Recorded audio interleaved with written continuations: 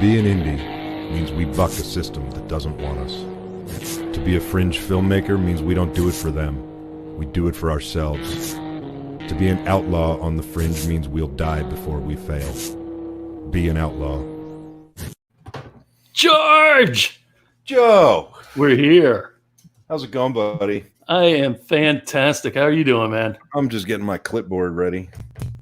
My trusty handy-dandy clipboard from McKim Wood and Leather. How you doing? Look at that. Boy, that looks nice, doesn't it? That's very pretty. Yeah. What's going on, buddy? How's your life? How's your week? You safe? You healthy? Everything good? Life Safe, good? healthy, everything's good. Going to be working from home next week, so here's my office again. Hey, that's a great thing. You and your family good? Yes, we're good. We're all good. Everything is fine here in Kentucky. You know, we're lucky Kentucky doesn't have this whole thing going on as bad as other places, but we take the precautions. We carry the rubbing alcohol spray bottles and wear the gloves and the masks. And although we went to Costco and they had everybody lined up outside, they were only letting one person per family in, and it was like one in, one out. And it was so, you know, we weren't going to wait in a line. It seems like there's more of a danger in gathering in a crowd outside the store than going into a giant store. But anyway, I don't know. Holly's going to start giving us a complex when like she keeps mentioning the guest names before us and saying hi or anything. So it's going to be a game. We're going to have to beat her to it. What's up, Polly? Very happy you're here. David has Tiffany Shepis on tonight. That is going to be awesome. Jack, what's up? It does begin. Sean, Terry, Drone Jesus. You know, I love when Terry says huzzah. You know, that was one of the first things we connected on was that I say huzzah and he says huzzah. So we huzzah each other from time to time. It's pretty good. It's fun. Yeah, tonight's going to be fun, Sean. We're going to talk about some goofy stuff. We've got a buddy of mine's going to pop in, and then later tonight we've got the amazing end of the night with David Madison and Tiffany Shepis right now. You were listening to Romero Pictures Indie Brigade podcast with me, your host, George C. Romero, and my ever-faithful and present producer extraordinaire, Mr. Joe Ridgely, in his awesome Indie Brigade trucker hat. Which is available at romeropictures.com/merch. That's right. You can get all kinds of cool merch there. But what's really awesome is if you go and you click on the Scare Tactical link, all of the merch under the Scare Tactical heading, a portion of the proceeds go directly into a bank account to help us with the Veterans Compound. For anybody who doesn't know, the Veterans Compound is a nonprofit organization. Officially now, I'm very excited about that. We held the very first online fan convention a few weeks back. And we reached our goal and we raised enough money to engage some lawyers. We raised enough money to do all the filings and all the fancy corporate dot the T's and cross the I's type stuff. So the Veterans Compound is an official company now. It is an official nonprofit organization. And there's even more very exciting, cool shit coming about that very soon. So every purchase of anything in the Scare Tactical line, designed by Ian Steyer, author of the Devil is Into Details blog here on the Indie Brigade Network. Yeah, some of every one of those sales from Scare Tactical goes to help us help vets. So, you know, everybody needs some help in this COVID time. But, you know. Speaking of which, if I may. Yeah. Yeah, hey, Scott Williamson. This is a kind of a really gut-wrenching story. Scott lost everything in this tornado on Easter Sunday. So, you know, what's been really cool is I've been watching the community kind of rally together. There's some auctions online. I'm part of one of the auctions to kind of help raise some money for him. There's a GoFundMe. The link is like some stupid long link. So Joe's usually puts it in the comments for people to click on. I will get to that in a moment. If anybody's out there that has the link offhand that I could pull up real fast, I'd greatly appreciate that. Yeah, and I meant to have something else ready because I wanted to actually auction off something of mine too. And I don't know where in the fucking hell I put it. So anyway, if you want to just give me a second here. And anyway, it's this awesome drawing. Back in like 1968, my father did a pencil sketch of from Night of the Living Dead, and I wish I could find it. It's I had 100 prints made. I authenticated and signed 100 prints, and I've got some left, and so I was going to auction those off to try to help Scott out. So we're going to find those. We're going to get some pictures taken of them. We'll get them up on the website. We'll get them up on the Facebook. And I think hopefully we can help there, and if you can help out, go and check out his GoFundMe, get involved with the auctions, bid on some stuff, give what you can and help out this guy. He's an awesome friend of the Brigade, and he is a friend of the Brigade. He is always around. Oh, he's right there. You guys are just, man, you're awesome. And we're proud to have you here, brother. So, if we can do anything to help, I know, a bunch of us wish we could just reach into our pockets and just make it all better for you. But, we can't. And what touches my heart is that the community has rallied behind this. So I think it's very cool. And I love that about the Indie Brigade community.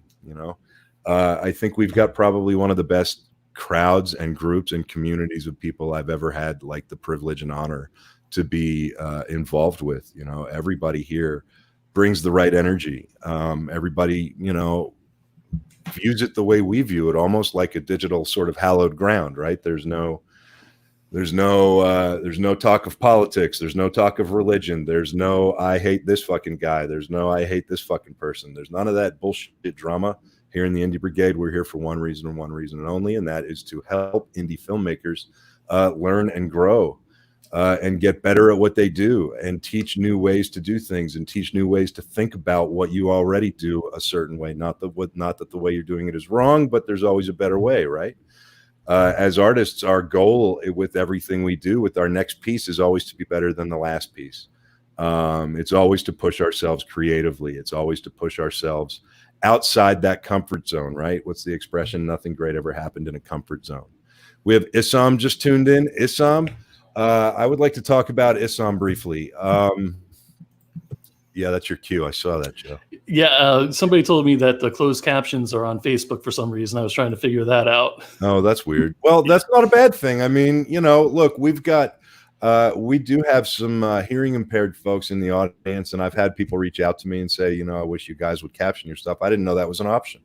No, it's a recent thing, so it wasn't always.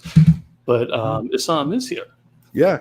Issam, what's up, buddy? So Issam has this story, and it's unlike any story that any of you or me have ever seen or heard before. And what makes it cool is that everybody's going to get to see and hear it, because Issam and his company, Catch Sitka Seafoods, is the subject of the very first Romero Pictures Indie Brigade feature-length film. It is a documentary. It is called Catch Sitka. And we've got a little teaser trailer that we've cut together. We've had problems playing it in the past, but we've made it available.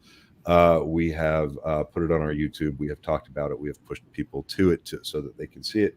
And hopefully tonight, our technical issues with regard to sort of more seamlessly playing video within the episodes may be a thing of the past and in the rearview mirror. So, we're gonna check that out. But I'm telling you, this guy, it's a really a true American like hero, small businessman story in this country. Grinding it out, brothers. Damn right you are. I mean, we all are. And this guy does stuff that you only see on those TV shows, like those dangerous ones, right? So we reached out, and Issam, you're going to be seeing a lot of this teaser. You're going to be seeing a lot of this project as we go along here through this season. We're going to be developing this project in real time for the Indie Brigade to kind of watch. I'm hoping that people who are interested in doing documentaries will kind of tune in, sign up, and come along for the ride when it kind of kicks off, because making a documentary is not like making a feature film. It's not any harder and it's not any easier, but at the same time, it's both harder and easier. So I think it's pretty cool that we're gonna kind of put that process out there for everybody to learn, which is a big thing that I've really been interested in doing here with the Brigade. And I think that Issam and Catch Sitka Seafoods is a phenomenal subject matter to do this, because it has everything that a traditional feature film has, right? It's not just a talking head documentary. It's got action, it's got danger, it's got scenery, it's got interviews, it's got literally every good piece that a truly awesome like feature film has, this documentary has those things, but in a documentary sense. So I think it's going to make it more interesting to break down how this stuff goes for some of the folks in the brigade as a learning process.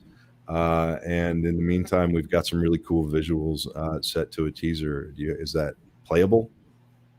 All right, here we go. Let's check it out.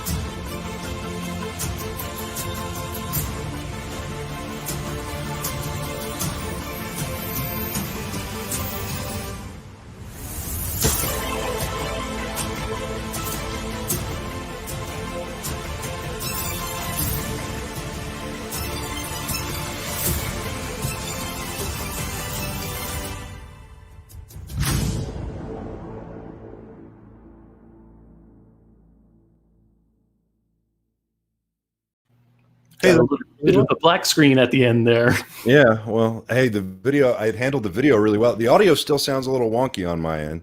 Really? But yeah. Right here. Audience, let us know what you think. Was the audio on that a little wonky, or was it clear? Please let us know. Yeah, I felt like the levels were kind of going in and out. Thanks, David. I think it really is going to be, I'm excited that that's actually the best streaming quality we've had for the teaser since we put it together. So I'm glad people got to see some of that, some of those shots and some of that stuff. What's up, Dino? Yeah, really well. Oh, okay, good. So, it's interesting too, because I guess it's not a bad idea to kind of cross over that Catch Sitka thing into a little bit about what we're going to talk about tonight, huh, Joe? His business, Catch Sitka Seafoods, it is exactly what it sounds like. And I swear to God, he's going to be the new Bezos, right? He's going to be the Bezos of seafood with this system, with this whole thing that he's got working, with the sustainable processing plant and all this stuff. But, in 2020, and now in COVID 2020, there is, you need to be more than a business, right? You need to be a property. You need to be an entity. You need to be, you need to have a broader reach than just the core of your business. And one of the things that I think is interesting about doing a documentary about Issam and about Catch Sitka Seafoods is that it actually expands his business into more of a piece of intellectual property beyond the brick and mortar and the actual day-to-day operations of his business. And that's an important step, especially I think today, when you're developing a business and you're developing a business that needs to kind of survive in the market the way that it is. COVID 2020, the year of the virus. Yeah, man, for real. And so what I think I'm trying to say, I'm getting messages and reading everybody's comments. I lost my train of thought there. So, but what I'm trying to say, like it's important to be more than what you are. It's important for your business to be more than what people think it is. It's important for your podcast to be more than a podcast. It's important for your pizza shop to be more than a pizza shop. And just like all of that, it's important for your script to be more than an idea. It's important for your short film to be more than a short. It's important for you to think about the long-term business possibilities and business opportunities that exist around every idea that you have as an artist. Because as artists these days, we're lucky when we get to be, especially as a filmmaker, right? Orson Welles, right? A writer needs a pen, an artist needs a brush, but a filmmaker needs an army, right? So, you know, we need to create more long-term value for every idea that we have when it comes to the filmmaking process. What does that mean? Does that mean necessarily always creating like the next, you know, a Marvel universe around every serial killer idea? No, it does not mean that. What it does mean is exactly what Sam just made a good point too. Fluidity in today's market, you know, and that's exactly kind of what I'm driving at. When you come up with an idea for a script, when you come up with an idea for a TV show, when you come up with an idea for even a song on some levels, I'm going to stick to what I know though, but I have had some conversations like this with some musicians because the idea of developing intellectual property is a broad stroke idea. It's a wide net and it's a shotgun approach, but it's good. It's a really good way for the creative mind and for the artist mind to work and to focus and to drive. And so if you think about writing a movie, you know, and I'll probably reference Rise a lot tonight because this has been a lot of what I've been dealing with. You know, I should probably say sorry for kind of being quiet on social media the last week or more. It's been a crazy time and an exciting time. I'm sure some people saw the announcement, Heavy Metal, which I need to actually give Heavy Metal the proper love. That, you know, they're partners here in the Indie Brigade. So it's actually Romero Pictures, Indie Brigade, and Heavy Metal magazine. So that's very cool. But what else is very cool is that they are publishing The Rise. They're publishing the there it is. We're going to publish The Rise as a graphic novel through Heavy Metal, and we made that announcement pretty big, and it's a huge deal, and it's hugely important to me, and it's hugely positive. And you know, I'll go over all the reasons why I believe it's hugely positive, even though I've had phone calls with people trying to tell me that it's, you know, you shouldn't be doing that. You should be going after making the series, and you should be going after making the movie. You should be going after making the blah, blah, blah, and this and that. And if you do one thing first, then you're wrong. And if you do the other thing first, then you're wrong. But if you do this first, you're right. But then this might take 5 years. And it's this long fucking hamster wheel, right? And so you have to kind of, like, as an artist, you have to step back and you have to reevaluate your own, you know, you want to stick to your guns, right? So you have to reevaluate your stance. You have to reevaluate the stance on your own property and on your own project, and you have to decide what's right for you and what's right for your property and your project. And, you know, for me, when I developed Rise, I always envisioned it being a graphic novel first, into a movie, into a episodic, with then spin-offs into video games, mobile games. There's even a tabletop role-playing game in the spirit of the old D&D stuff that we've largely developed for the property as well. You know, so that was kind of the trajectory and the path that I always saw it taking. And over the years, you know, that stuff gets so convoluted. And it's like you start listening and you don't know who you're listening to for a while. And this person says you should go here, and that person says you should go there. And then you start thinking, well, Jesus, maybe this person knows more than me, so I'll go over here. And then that runs you down a 6-month dead end into a brick wall. And then you go, well, hey, buddy, remember when you said I should go over here? And they say, yeah, but that was before. Now, you know, you got to wait another 6 months before I talk to you again, blah, blah, blah, blah, blah, right? So it's this whole thing. And all the while, what's happening is you're losing your own sort of grip and your own resolution on where you were when you started with a project or a property. And this happens with almost every property nowadays. It's not just Rise, but this has been, you know, the biggest, most relevant experience in my life with how a lot of this stuff has gone. And when Matt and at Heavy Metal and I started talking, thanks to Joe, we immediately hit it off and realized, you know, a lot about the two different legacy brands. But what I really respected about Matt, and what I really respected about the entire Heavy Metal team, was that they respected the story that I was trying to tell, and they want they were the first people ever to really want to help me get the story told the right way and put it on a trajectory that lined up with what I've always thought was the right way to go with this property, which was to start with a graphic novel, because it allows you so much exposition, it allows you so much expansion, and it allows you this entire world that there are no rules. There's even less rules than filmmaking, right? And so you can go as far as the mind can take you with the project, and then you can kind of reel that back and pick the best parts for the movie. And anyway, so that's the big news. And I realized that was just a huge ramble. So I apologize. I think I should probably scroll up here and see if everybody's telling me that I sound like a fucking moron. Hang on. I'm going to announce it here also. Some people were talking about the subtitles on Facebook. It's not something I could turn off at the moment. That's a new Facebook thing. If it is bothering you that much, please head over to our YouTube channel. They will not be on there. Look at those chops. He's not talking about mine. Yeah, buddy. Look at that. Quarantine chops. I feel like too many people are chasing trends rather than sticking what they want to do. That's the problem. I mean, we work in a business, and especially in the mainstream of the business, that's designed. Can you leave that up there? I can. Thank you. Hold on a second. My mistake. Oh, there it is. No, I just lost it. Oh, okay. Yeah, you're right. And the problem is we work and we live within a business, and those of us, on the super indie side, we're striving to get more and more into that mainstream side of things.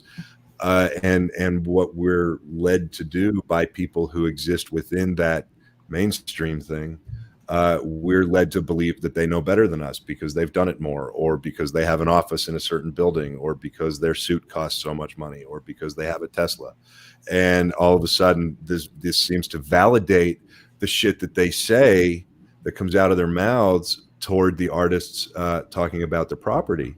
And you've got to, one of the hardest things that it took me a long time to learn in this industry was how to look at a person's true creative spirit and true inner creative.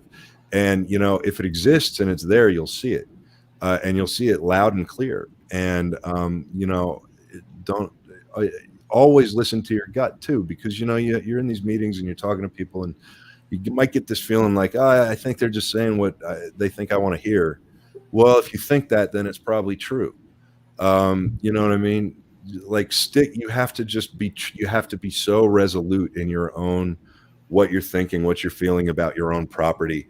You have to stick to your guns throughout the whole thing, and people will brand you hard to work with. They'll label you whatever is convenient for their own purposes or machinations. And, that's the stuff that kind of chips away at you. And that's the stuff that over time, it makes you doubt and question yourself and your own artist and your own work and the work that you believed in so much that you were going to go, fucking full force and go gung ho for it, And like you say, I got this thing and this is the one, and I've done this, and I've done 10 movies and I've done 20 movies now. And now I'm going to go and I'm going to raise $5 million. And I'm going to go to LA and I'm going to make a real movie. And, what that thought, when you have that thought, you need to quiet that thought, because if you've made a movie or 10 movies or 20 movies, you've made real movies. But, these are phrases that you'll hear. Well, listen, man, hey, I've seen your work and it's great, but, you're talking about making a real movie now. Well, listen here, motherfucker. How about you come to set with me and we'll see who can make a real movie, right? Because at the end of the day, some guy sitting in a tower in a nice suit, probably doesn't have the same respect and love for being out there in the mud 22 hours a day trying to get a movie made as you do. You got to question people's motivation. You got to question where people are coming from with their advice. You got to realize that there are people out there like-minded to you. It's not like this one endless brick wall. It's more brick walls than you'll ever hit in your life. But there are like-minded folks to you out there, I promise. And you will find them. You just have to kind of stick to your guns. I keep saying it. You got to stick to your motherfucking guns, you know, and do what you believe is right for you. Not what anybody else says is right, not what society says is right, what you believe is right for you. You know, and look, there's some people out there with bad intentions. That goes without saying on both sides of the coin. In the creative world and the business world, there's people with bad intentions. If you are one of them, then I hope you find somebody else with bad intentions and you guys fuck each other out of existence. But the reality is there are plenty of good people out there. There are plenty of great people who you will line up creatively with. And there are plenty of great business people out there who will understand what you're trying to do and who you will be able to work with. So, you know, the message there is to just never give up, I guess. But, you know, I'm interested in kind of helping anybody who's out there tonight who wants to talk about development of intellectual property. I'm interested in kind of furthering that. So I'm hoping, you know, if anybody has any questions, they want to throw up a comment or mention something, we can get them up here on screen for a few minutes. But in the meantime, I think I got a buddy dropped in. You do, and you have about 1,000 comments also. Really?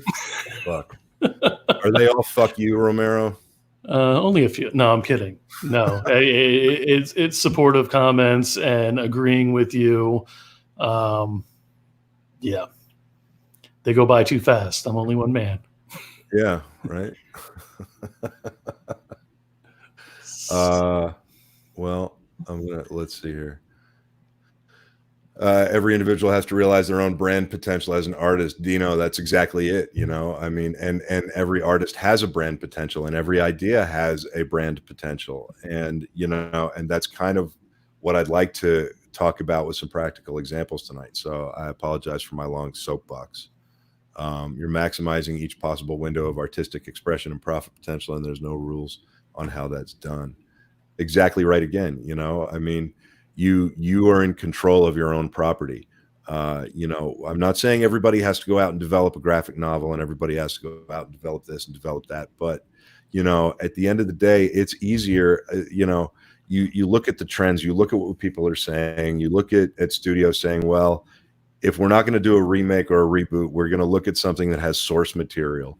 Well, guess what, motherfucker? Create your own source material, right? Write a novel, put it on Amazon Prime, self-publish a novel, get it out in print, do a graphic novel, come up with something else that establishes your intellectual property, that establishes your concept and gives it a foothold and allows you to use that to find an audience, because that audience and that the foothold that you get with that audience, when you're dealing with the studios and you're dealing with the sales agents and you're dealing with the bigger side of the business, that foothold is sometimes all you need to protect yourself, protect your property, protect your sanity, and protect your creativity. My indie, Rise would make an awesome graphic novel. In my opinion, you should do what feels right for you. Yeah, Itai, I love you, man. You know, you and I have had hours and hours and hours of conversation about this very thing, you know, and it is what it is.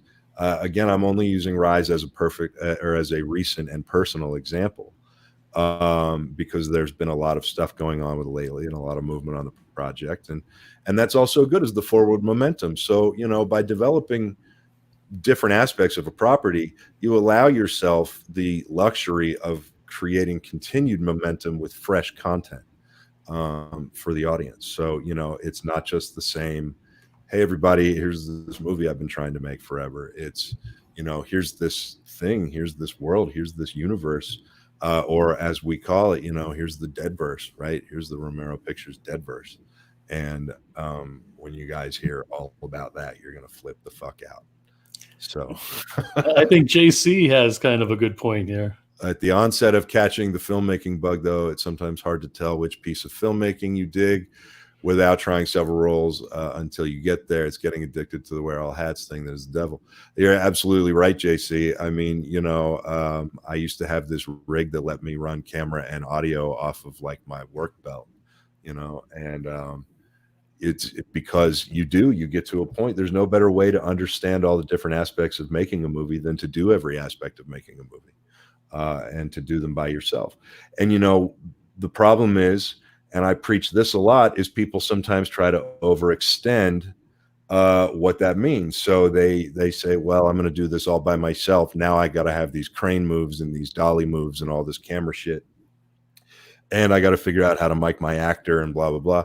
If you're going to try to make a movie yourself, work within those limitations. Don't have, dolly shots. Don't have crane moves. Work within the limitations you have, which is another big important piece of IP development. So you mentioned that you wanted to bring some folks up, and I know your buddy is down in the lobby right now, but what I'm going to ask a couple of people to do, Elena, send me a private message and I will send you a link to get on here in a moment. JC, you as well. Frank, if you're interested, get a couple of people and a couple of questions up. Do you want them while you and your friend are up? Or sure, yeah. Okay. All right. I'm going to bring your friend up, which we all love. Assuming he's ready. He's got to give me the nod. All right. I know I caught him off guard last time, so I was going to do that again. What's up, brother? What's up, brother? How you doing? Good, man. How you doing? I'm good. I like how it's all sunny there still. You get to wear your shades. I'm in like my dark office with blackout curtains. I got to let the world see my eyes and shit. Yeah.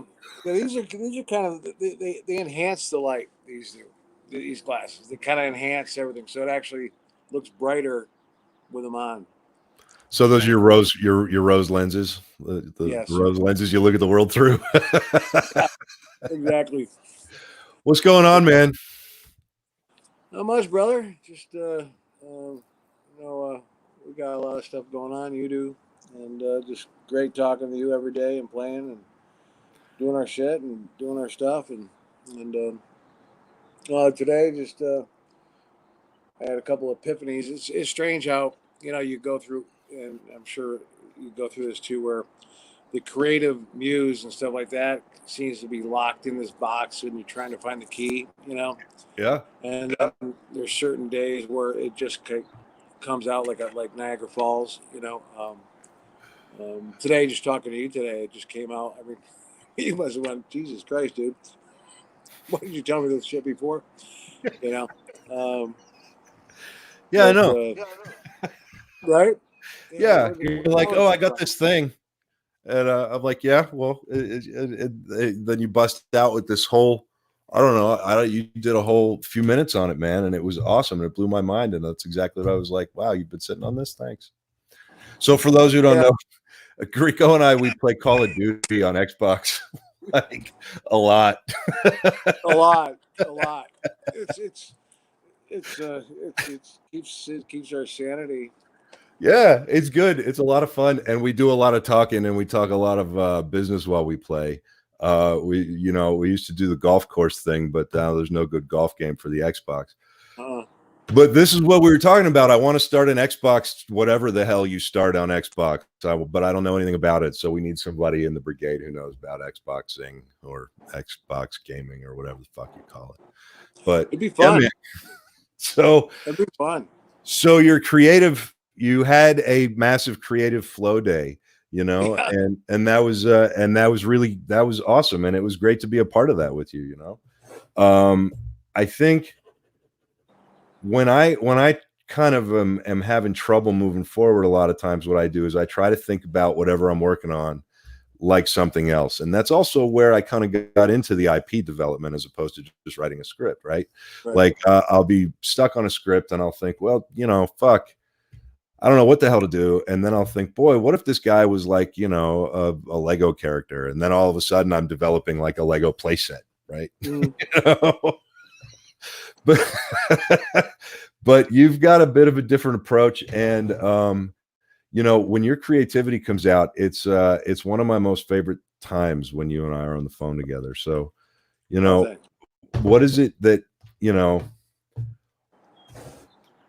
and what I really like about it is that you also like the idea of developing more than just a script, more than just a story, more than just, you love the idea of this intellectual property stuff. So, like, what what happens? What happened to you today? Like what broke all of that stuff out of you today? I have no idea. I mean, it's one of those things. It's one of those kind of um, subconscious things that you can't put a finger on, I guess. I mean, it just, I mean, in 25, 30 minutes talking to you today, I spewed, like 3 songs and 3 movies and then ones I never even wrote down that I just had in my head from like 5 years ago. And I'm like, I don't know. And you're the only one I tell about them. Yeah, but now these things are already, I mean, like just even after today, and based on some of the stuff that we went back and forth on, some of these things are already there's already an outline and a plan for these things to be more than just a movie, you know? I mean, and like I personally believe that that's where the power comes from, especially in this independent stuff, and I guess I'm curious to know like your thoughts on that with regard to like let's talk about like graphic novels, and let's talk about source material. I know you and I have talked about some source material that you found for a true historic kind of tale. What led you down the road of looking for the source material? And in terms of source material, what is it that you look for when you're looking for source material to develop from? I mean something obviously that is different than what is the commonality today, which is pretty straightforward. Something that will have legs, you know what I mean? And also having foresight of seeing not just, okay, I can do this with it now, but also what can I do with this like 5, 10, 15 years down the road, Right. And also something that has longevity. But with that said, it's got to come from a common ground of a pure source and a powerful thing that has substance, is different, that I think is out of the box. I think way outside the box is probably the best way to go today in a lot of things, because there's been so much out there that is formulaic, I think, now.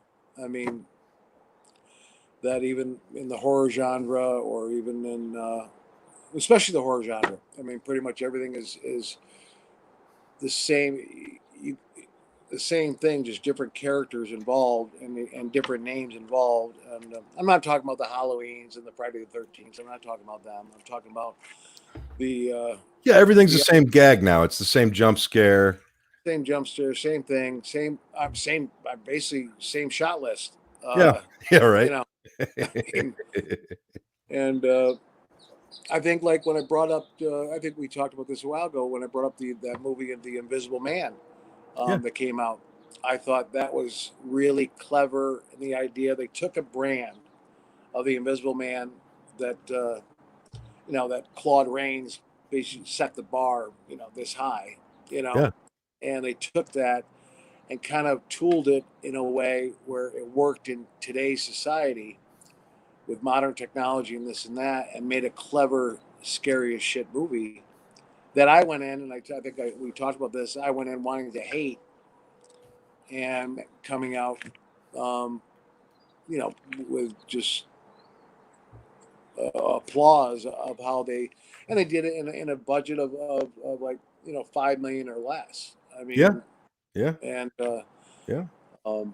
just a clever twist to what The Invisible Man is. I think it was an interesting, like you said, an interesting modernization of it. But I think it was, it relied heavily on, again, on the brand of The Invisible Man that came before it. And I think they did a really good job capitalizing on that. I mean, there was a built-in audience expectation because of the history of the story and the history of The Invisible Man.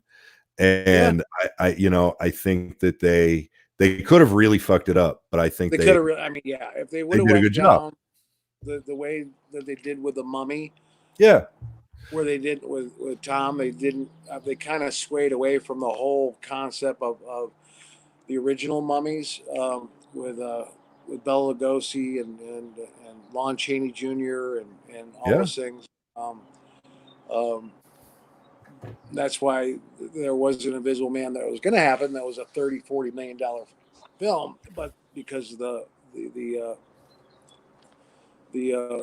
Mummy bombed dramatically, that just changed that. And I think it brought that dark verse, the dark, whatever it was called, back to fruition or back to relevancy, where you can do, the Wolfman or Frankenstein or any of those movies at a budget where it's not cumbersome as far as like we have an $80 million, $100 million nut that we got to make triple our budget to make our money back.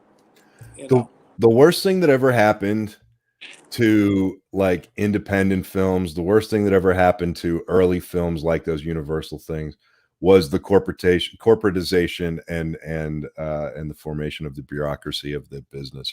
I mean, like when artists stop making creative decisions about these properties and these brands that the studios have set up and nurtured for decades and decades and decades and decades and decades, that's when they get fucked up. But when somebody rolls the dice and takes the chance and allows somebody to go, like you said, outside the box, good things can happen. And Invisible Man is a perfect example of that. But, and then there's Joe. Hi, buddy. Just doing what I was asked. Yes. I love you, Joe. Okay, so this time there's none of this. I haven't blamed you for shit today. No. I haven't blamed you for shit today. I'm going to bring Elena up. She has a question. Sweet. All right. Let's cross our fingers because we're not able to do sound check or anything. Elena. Hey, guys. Yeah. Hey, how's it going? Nice to meet you and talk to you finally. Yeah, things have been kind of chaotically hectic in West Virginia with the shutdown and everything, chaos going on in every direction. The question I had was because I've had so many different people come up to me over where I'm actually ahead of a church order.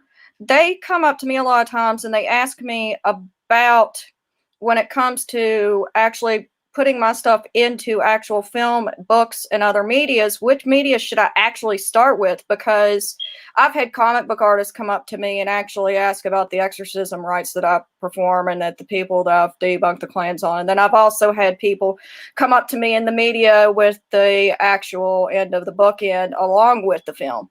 So I've already had people from different ends of the industry approach me, but it's been kind of a harder end of trying to figure out what's the best platform to begin with. Well, I think are they approaching you about writing the stuff, or are you providing the material, or are they going to interview you and create the material? It's been, some have came up to me and asked me to help provide the material, and part of the people have asked me to kind of intervene in projects that they're already a part of to be more of the producing end, which I've done that already with some of the independent stuff. So I'm familiar with editing and doing that into the script writing. The thing is that I, when it comes to my own stuff and what I've actually experienced, I've also got clients that have given me permission to use the actual cases that I have had to actually use for actual production work. So I've actually got people that I could actually change the names of and actually give off real scenarios of what the difference is that happens between people that are debunking claims versus ones that are actually possessed or their houses are haunted. Yeah, you're one of the most interesting people I've ever spoken to, Elena, by the way. Greco, if you didn't pick up all that. I had a seizure, so I had to wet down my hair real quick to stop it from occurring any further. As Richard can tell you, I've had issues when I've passed out at convention halls from the seizures. Yeah, I know. And we're proud that you're to see, Richard. How have you been? We're proud you're with us, and we're proud that you're here, and we love that you're part of the brigade. Greco, what do you think? When somebody approaches you, when you're somebody like Elena with stories and a life that she's had, and people want your stories, You know, like that's a tough one because it's really about how I think you want your stories out there, right? I mean, what do you think? Like, what would you tell somebody? Would you tell somebody do the graphic novels? Would you tell somebody write a book? Would you tell somebody pitch a series? Like what? I would go from a place of what is your comfort zone and where do you feel Okay. comfortable? You know what I mean? I mean, if you get somebody pushing you to do a TV series about it, or a movie about it, or a graphic novel about it, or just writing a book about it. I mean, there's things that you can do in a way where I mean, where do you feel comfortable? That's the most important thing, because you got to understand, if it's something that you're being pulled in all these different directions, but it's always that first instinct that's the Okay. right. You know what I mean? So whatever that first instinct, whatever you think, I would go with that. Yeah, because when I do my lectures, a lot of times when I go to the comic book conventions with my relatives and my friends, and I go there and I give the informational lectures, one of the things I try to actually structure the talks around is how a lot of the clergy that are in horror movie films, comic book industry, are not portrayed the way the Holy Orders would actually be in real life. Right. There's two forms of monastics. There's people that are like me that have a life outside the church. There are ones of us who get married, have a social life, and actually go out and drink and are goofy individuals on weekends. Then there's the ones that you see that are the standard ones that wear the traditional robes and actually do the traditional vows. And so when it comes down to the different branches of the church work, when you have as large of a history as the branch that I'm with the Church of the Creek, we started out as one of the three main branches of people that actually translated what's called the English version of the Bible. We were actually part of King James's original lineage line. So a majority of the people that are in the Benedictine order, we are the medical geeks. We are the history geeks. We are those weird science geeks that you'd expect us to be. But only 1 out of 100 candidates gets to be an exorcist every year. And typically it's the archbishops or the bishop's choices. Sometimes it actually goes up farther than that just because there's so many of them that apply. I would say for me, I agree completely. You got to go with your gut. I tell everybody, listen to your gut, whatever it says. But I would think, I mean, and again, this is, you know, my brain goes very much in a graphic novel direction with what I know about you and what you do and what you deal with and you know, sort of what you and I have talked about. I go directly toward the graphic novel. I think it's a great stepping stone, but like Grigo says, if you're not comfortable with that, or you think it's going to be a disrespectful whatever, then you gotta, you know, just make that decision and stick with it, you know. But Yeah, I think it makes sense for you to create some sort of source material of your own. Yeah, because right now I've got like a basic one that I started on a long time ago, and it's just been kind of a back burner project because I've had so many other cases come up over the past couple of years that I've had to put like the writing on the back burner. But I've actually got probably about close, almost to a 200-page novel written at this point. Almost. We'll see. And the thing about that is, and here's the advice I give every single writer. Is this your first thing that you've written and that you're going to see through the end? Yeah, outside of when I dealt with my doctorate's level studies, dealing with the actual end of the church work. I mean, because when you deal with your thesis, it's a completely different scenario because you're having to actually go in and deal with the scientific evidence, deal with all the case files, deal with all of the religious historical work as well. Yeah. And a lot of times when we do our theses to get our doctorates complete in the Church of England or the Church of Rome or even Orthodoxy, when we get our doctorates finished, we always focus on one area. And for me, it was mysticism and medical. And the reason was because growing up having the epilepsy, I had trouble identifying the difference between my seizure activity and what was going on in the mystical state. And eventually, after people started in the medical community acknowledging the difference to me, that was when I started exploring more and more and more into the different areas of religion. And that's what got me into being an exorcist. I actually got promoted early. Well, and see, I think what you're talking about with your novel is different than anything that you've written in terms of like that. You're talking about original intellectual property. And I think that if you've already got that much progress made on it, I suggest that before, you know, you would decide on anything, that you finish that, write an ending. Just call it. Don't call it finished. Call it done. Right. Greco will back me up on this. How many things do you have that they'll never be finished, but you have to call it done, right? So get it done, get something done to the end, and then that becomes your intellectual property, and then you can focus your conversations around something you own. Thank you, guys. That actually helps a lot, because it's been I've had people come up to me that I've shown just clips of it to, and I've only gave them the introduction to it. Yeah. And they've said, turn this entire page into a comic book. Turn this entire You're dealing in a reality base. So you're dealing in a reality base. Yeah. On a regular basis. Actually, I just got done training 2 students to be exorcists underneath me. And the third one's in the process of getting his doctorates complete. So, yeah. I mean, I don't know. My case files happen on a regular basis. So, I get at least anywhere between 100 to 200 a year of stuff I've got to debunk between the U.S. and the UK.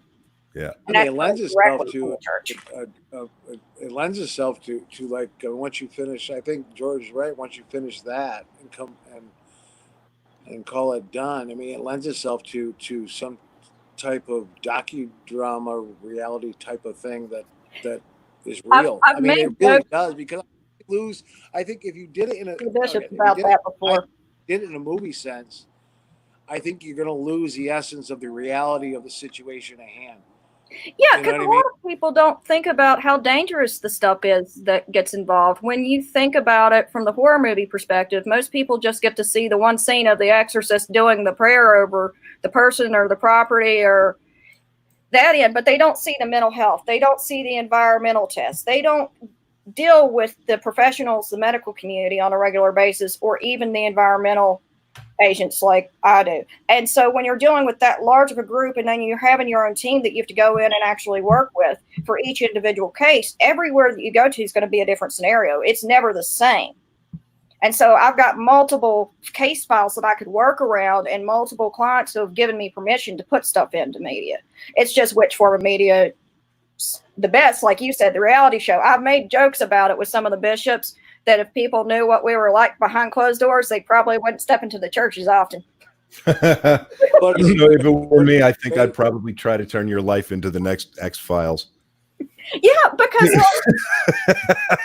I'm sorry, the no-eyed children. One of my friends made a painting of these girls with no eyes, and I looked at Chase Holder and I said, Chase, you do realize that is a real paranormal file across the United States, right? Yeah.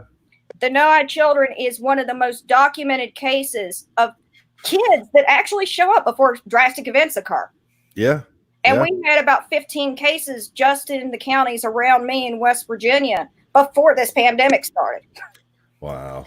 Not including the one I saw in real life. And I actually got nervous with that one. I don't like creepy kids. That's one of my pet peeves. That's funny because I'm more afraid of people than I am paranormal. One of the best advice I was ever given was from the creator of Wicca in the United States, Yvonne Frost, said that if it can touch you, you can beat the hell of it back from where it came from.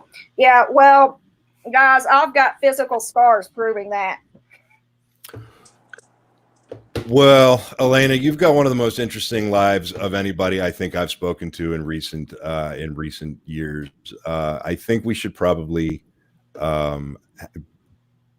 figure out a way to have you on a little bit more often. But I hope we answered your question tonight. Oh, yeah, definitely did. You gave me a good place to start at, because as even Richard heard a little bit of the talk I did when I was in New York State that time. Most of the talks that I do are more informative to the public, because I get so tired of seeing the horror movie perspective give the one angle and the one viewpoint. There's over 200 forms of exorcism rituals just in Christianity and the history of it alone. If you go back to the early forms of Judaism, you've got close to 2,000 forms of the rites and the rituals, not including paganism. If you include holy water, there's a whole branch to that. There's over 5,000 forms of just that in creating it alone. So. All right, I am going to have to interrupt, guys. I'm sorry. I've got a lobby that is starting to fill up. So. Very cool. Thank you, guys. This is awesome. Thank you for coming on. We'll talk to you again. That was very cool. Jack. Thank That was you. awesome. That was cool. That was cool. All right. Oh, So I got a few people on here. This one guy keeps insisting that he needs to come on and say hi and plug something. I don't know. Dino, Hey, what are you doing? can you hear me? Yeah, man, what are you I doing? was in You got a minute and go. I just wanted to pop in and just talk about the distribution label. Make sure to people to submit over there. I think because we haven't got anything lately. So I need to well, you know, it's been kind of crazy. Dean, you know, have you guys ever met? Have you ever met Greco, Dean? I don't think Rico can hear him. No. Not Yeah. Well, Dean came on to take over for the acquisitions for the Indie Brigade, and Awesome. you know, we've been making posts for a while. You know, I think we need to kind of like probably do a pretty big push on this, you and me, Dean. So, but it is a good model. It is a good way to go, and we do have most of the kinks ironed out. So, anyway, I'm glad you're here, man. I just wanted to say congratulations to you, man. I think the idea that you've signed on with heavy metal, it took a long time to get there, because I know how long you've been working on Rise, and I think it's the perfect situation in terms of a legacy that's equatable to what you need to do and how it needs to be put out. You know, I think that was really important. I think that was it came at the right time, man. So I'm really happy and just really proud of you, because I know how long you've been working on this. So I'm just Thank you, man. Thank you. That means a lot coming from you, brother. You've been you actually, I remember the talks we had about it at Cinephile, and I was like, you said, hey man, what have you been working on? And I'm like, I'm working on this idea. And it's Rise, right? So I mean, you know, I miss you, man. What's crazy too is a lot of folks have been hitting me up, and because you know I go back and in terms of people asking me if I'm ever going to make a movie ever since I got out of film school.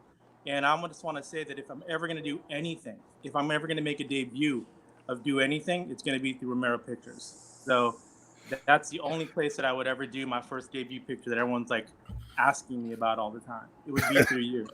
It'd be the only way.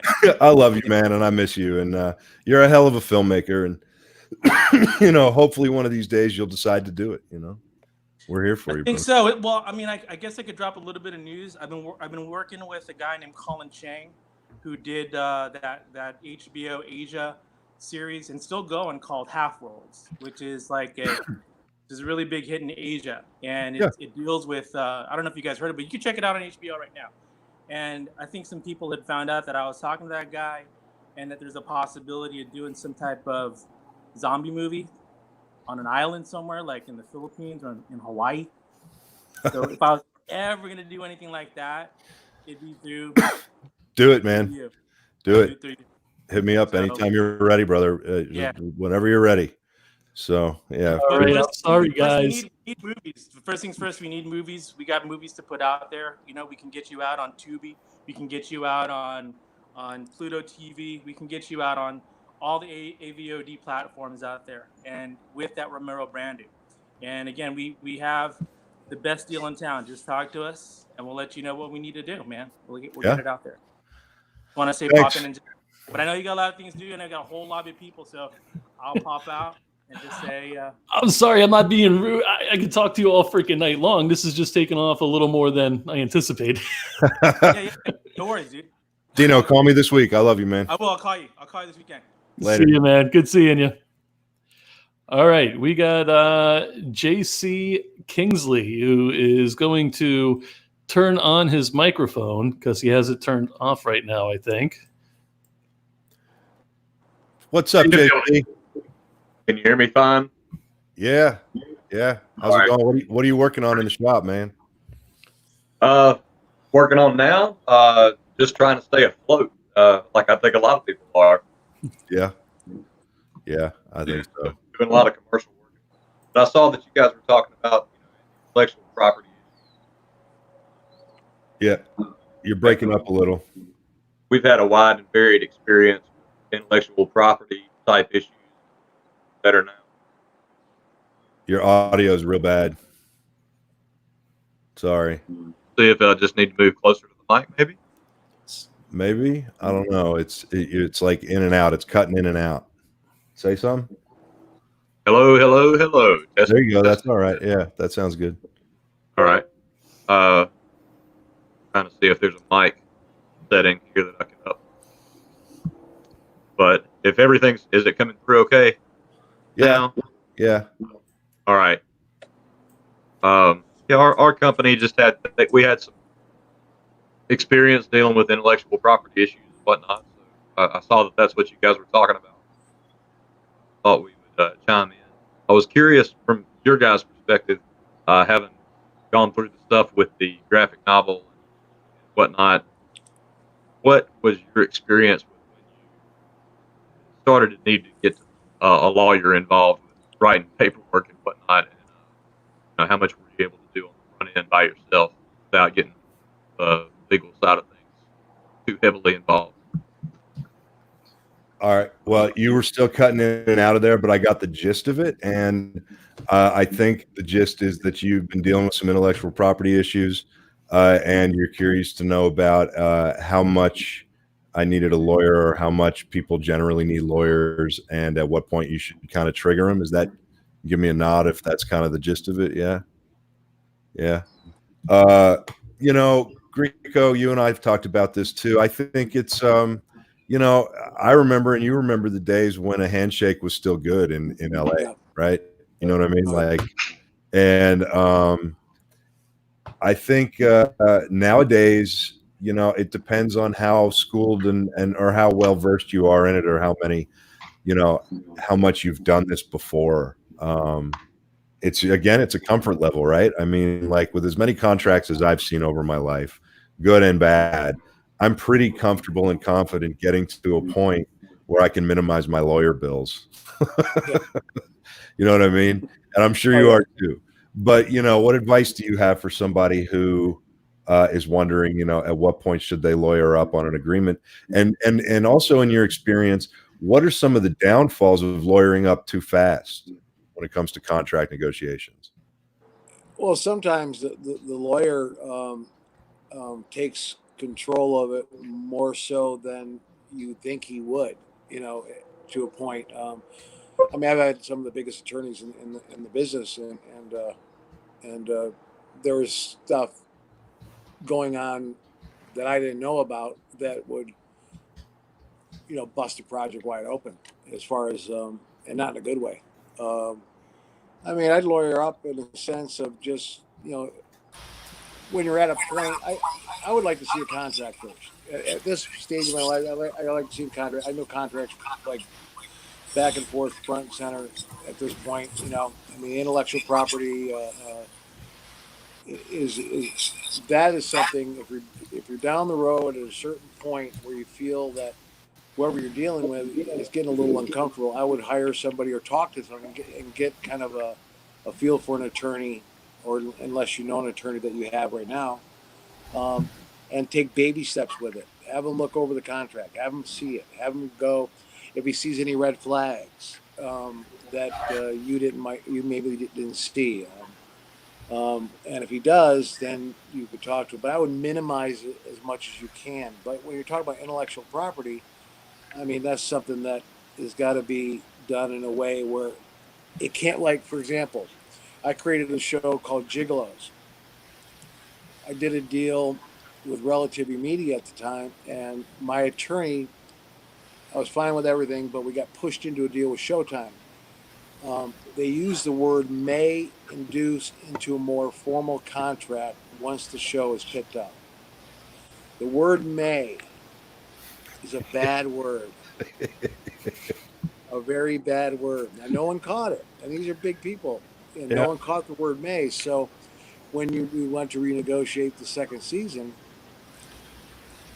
they said, well, we may induce into a more formal contract. So they stuck with basically the boiler point that we had in front. And so make sure it's the one word things Yeah.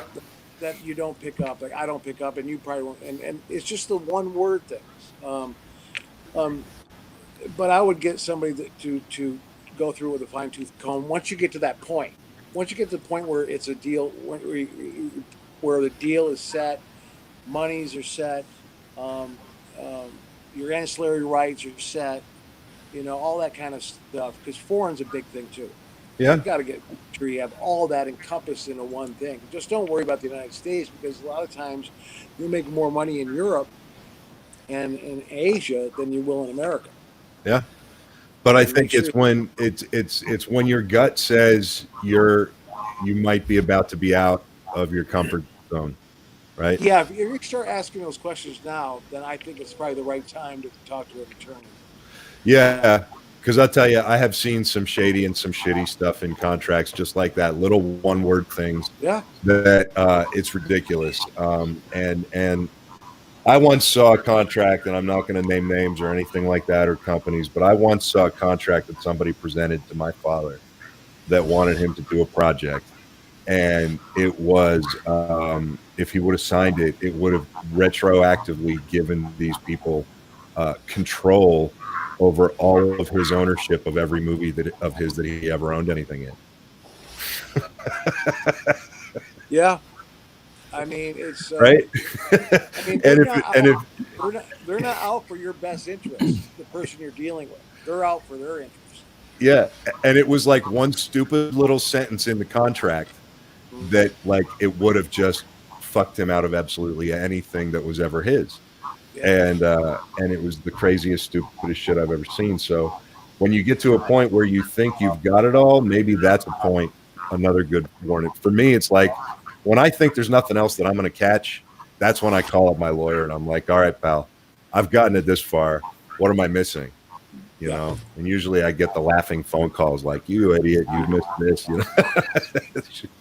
Exactly. Found in our experience that it was as far as like during filming and getting the story written and getting it filmed and whatnot, I mean, that was all manageable on our front side without like involving a legal team. Everybody was willing to sign release forms and location agreements and stuff like that, and that was all, you know, easy to look up online and find what you needed to get downloaded and get people to fill it out. But once you started dealing with the distribution side and whatnot, that was where the legal jargon got like, you know, I mean, it was way too legal for me to just kind of trust that I knew what this meant. And I needed to get a lawyer involved at that point. So, you know, like I said, the legal stuff on the front end, I didn't have any problem with, but on the tail end, dealing with distribution and production and whatnot of the actual product, that gets a little more tricky, you know. Well, the production is where everybody gets along. Nobody wants to fuck anybody over in production because they get their paychecks and the movie gets made and they get their credit and all that stuff. It's not until it becomes a product that's worth money that people can fight over that stuff starts getting douchey, you know? Right. And, you know, like what a lot of people don't realize is a lot of these sales agents, they have a contract that says, you owe us 35 grand. Don't worry, we'll take it off the top because you're going to make just all this money on the planet because we're going to go sell it at Cannes and we're going to sell it at AFM and we're going to sell it at Sundance and you're going to be the next this and it's going to be awesome and you're going to make millions. So don't worry about our 35 grand. And the filmmaker says, okay, great. Then they don't get their 35, you know, then the filmmaker's not making any money. The sales agent has taken their 35 grand. But what the filmmakers don't also realize is that 35 grand puts those sales agents in front of the filmmaker's own investors. So they become like true first money out. So, you know, we run around and we tell our investors, hey, you'll be first in, first out. That's first in, first out on our end. That's still first in, fifth or sixth out on their end, right? Because all these other people in the sales and distribution world, they jump in front, they cut the line and they take their cut.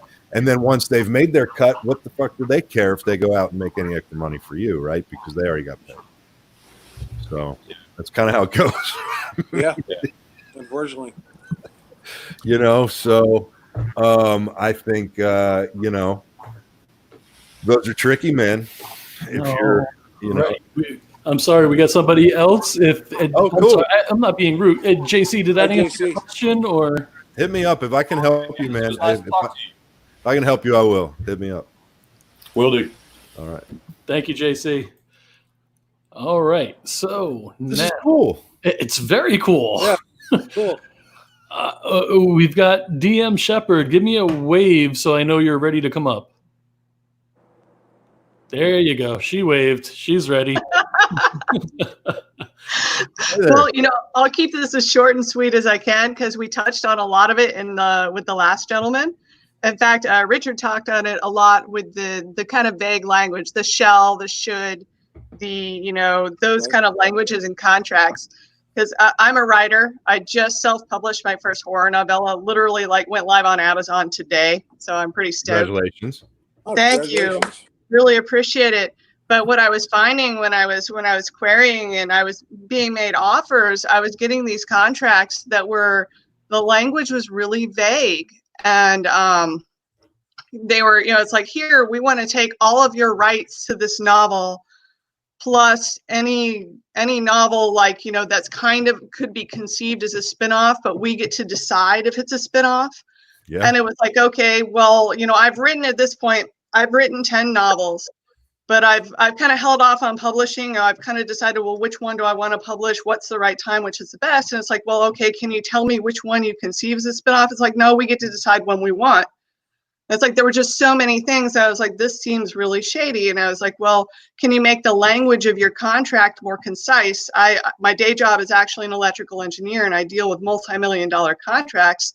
They should be able to tell me, well, what am I getting in exchange for you taking away my rights? And none of them could. They're like, well, that's for us to decide. And I just feel like, is this normal? I mean, I understand that your bigger entities can do a lot for your art that you as an individual can struggle with, but shouldn't they be able to outline in your contract what it is they're delivering in exchange for what you're getting?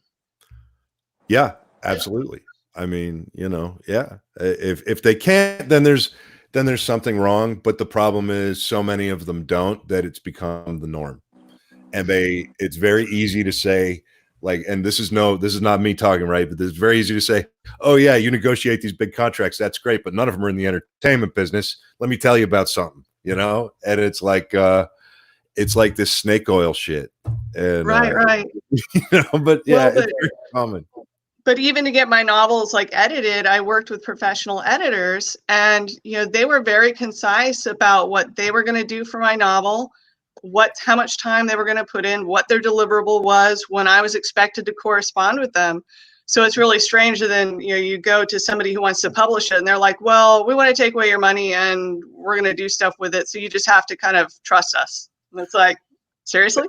It's the same thing JC was saying. All the production contracts and front end contracts and making the movie, that all goes great. It's not until it becomes a product that people can fight over money that the shady stuff starts happening. So yeah, you just gotta be careful. I mean, I've never really messed too much with book contracts or publishing contracts or anything like that. Greco, do you know anything about that stuff? A little. I mean, I know what you mean, especially if you're going with a big publishing firm. Like we were talking about earlier. I mean, there's not all these with contracts in the entertainment field per se, whether it be movies, books, music.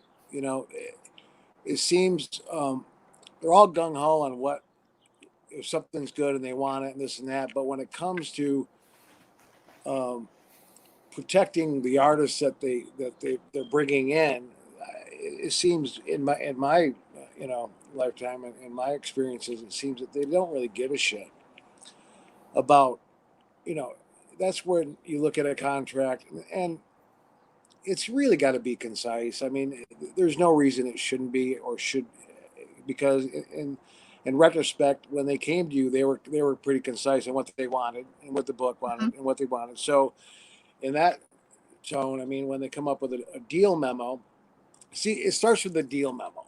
That starts with the deal memo. You can kind of get the idea with the deal memo. The deal memo is all these little, because it's they'll take a form pretty much, and they'll put your name in, the book title, and this, and they send that form out to 30 different people that day. And it's the same. It's who they catch and who they don't catch. So out of the, let's say 30 people that month that they want to publish, maybe only 3 will catch it. The other 27 don't.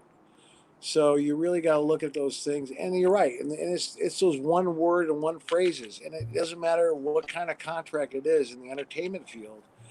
it's probably the sleaziest business in the world when it comes to contractual things dealing with an artist, as far as, because you're dealing with big corps right here. They're dealing with you here, okay? And they're looking at you, how much money can we make? How much money can we make? How much money can we make? I mean, Right. once you become a brand and you can call the shots, you know, this is what it's going to be. I'm getting this, I'm getting this, I'm getting this, and I'm getting that. You know, but in the interim, you just got, it's just got to be even. If they're going to do this much work for you on this end, because you've done this much work, it's got to be, you know, you always want to have them, like George was saying before, where you don't want to give away all the gold coins in front. You know, you want to keep them hungry so they keep working for you and keep promoting your book and pushing your book or pushing your movie or pushing whatever. You know, once you pay them off, they're happy. They're not gonna, you know, they're gone. You know, I'll tell you a trick that I've used. It's not really a trick. I'll call it a tactic. A tactic I have used when people send me some of those things in the past. I will say, I'll send them back an email and say, hey, this document is not editable. Can you send it to me in Word with track changes on? You know, which then broadcasts my intention to alter the agreement they have sent me. And then you'll get one of a few variations of response. One is, oh, well, that's our agreement, sign it or don't, in which case, fuck you. You know, another one will be, oh, well, we don't really operate like that, but okay. And then they'll just drag it out and you'll waste a bunch of time going back and forth on something that they'll have no intention of doing. And then the third possibility, or one of, you know, millions, I guess, would be that they'll say, sure, man, here, no problem. What did you have in mind? And, you know, that's generally a good indication that they have actually read what you've sent them, that they actually believe in what they're saying to you, and that they actually believe that their company could do something good for you. And it's like the brass ring, but they do exist. So, you know, it's kind of like, you know, in a hospital, when you're dealing with a doctor, you have to be your own advocate, right? Like, you can't blindly listen to a doctor in an emergency room, but you also can't bully them or they won't treat you. So, you know, you have to kind of like advocate for yourself without pushing too hard, and sort of just letting everybody know, you know, your shit, you know, be like, yo, so send me this in Word with track changes and I'll get you my notes back. And they expect that. And if they're not willing to do that, then you shouldn't be willing to talk to them. Right on. They expect you to make changes. Yeah. Well, thanks a lot, guys. I appreciate your insight. Yeah. And I'm guessing we're at that time. Yeah, I guess so. Joe. Wow. You know, you guys are going to give me a complex that's the goal. Or thanks a lot. I appreciate it. Yeah, I really do. Absolutely. Thank you. Thank you for joining us. And I was just popping up because we actually had a few more people in the lobby, and patience is a virtue, people. Thanos snapped in our lobby.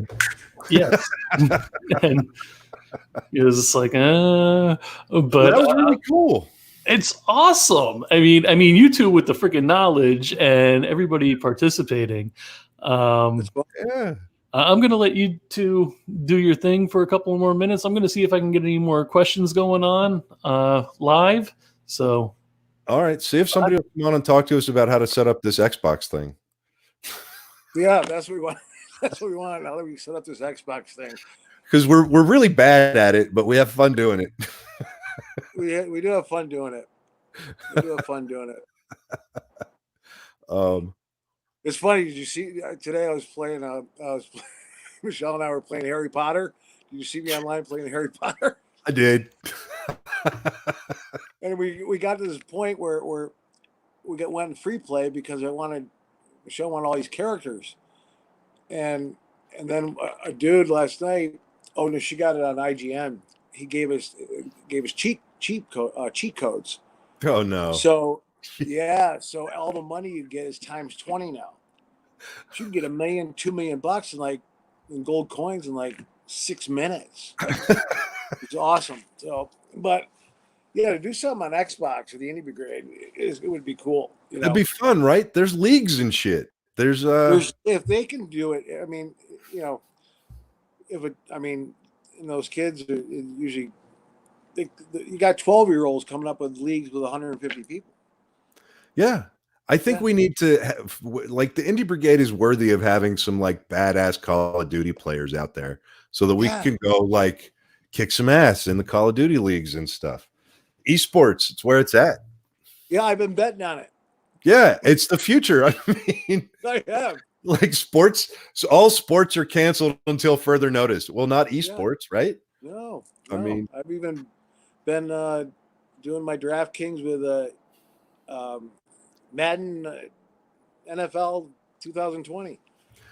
Look at this, Jack Hunter. Every time you come on the show, somebody says this hashtag reboot Booker. That is going to happen. It's on the list. Mm-hmm. Yeah, it definitely is on the list. Yeah, that could get on a fast track. Yeah, we have a lot of conversations about this. There needs to be some movement on that. And it's so tough to like, I just realized that we're live and I was about to go like on a rant about it. And I was like, all right. Yeah, I was going to go on a rant about certain things with it, and I didn't, which is good. Yeah, which is good. Yeah, it's good. We'll save that for Xbox. Yes, exactly. It's cool, man. That was cool tonight, helping people. And Itai popped on and said the lobby where questions go to die.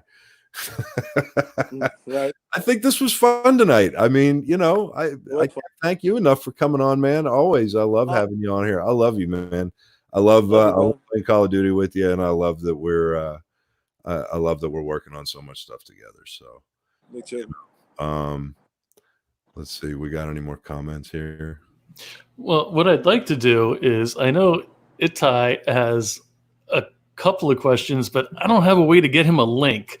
So, Lance, if I send you a link, can you send Itai a link? I need the Jeopardy song right now. I know. I like how we're all waiting to hear Lance reply. We're all waiting for that notification ding. That's him. Scotty, thanks, man. Scott, I'm surprised you didn't friggin' come up here and ask something. Who? Scotty. Hey, which wizarding house are you, Richard? Which wizarding house? Let me bring that back up again. Oh, we're past 1 through 4. We're going into 5 now. But Wizarding House, I mean, Gryffindor. I don't know what that is. Oh, Gryffindor for Slytherin, or I'd probably be in Slytherin. But I play with Harry. I use the character Harry Potter in the game a lot. By the way, your avatar is awesome. I knew him. I mean, yeah, it took me a while to get him right. Like about 5 hours. I don't think Itai had questions. He's commenting up like he doesn't have anything to say. Come on, Lance. I feel this was a good night for me to have time to tune. Krista, thanks for being here. Huff and Puff, yep. I know that one. Whenever I see just made up words, I assume it's a Harry Potter reference. Harry Potter. Yeah, like flapping. Send it, Joe. Send it, Joe.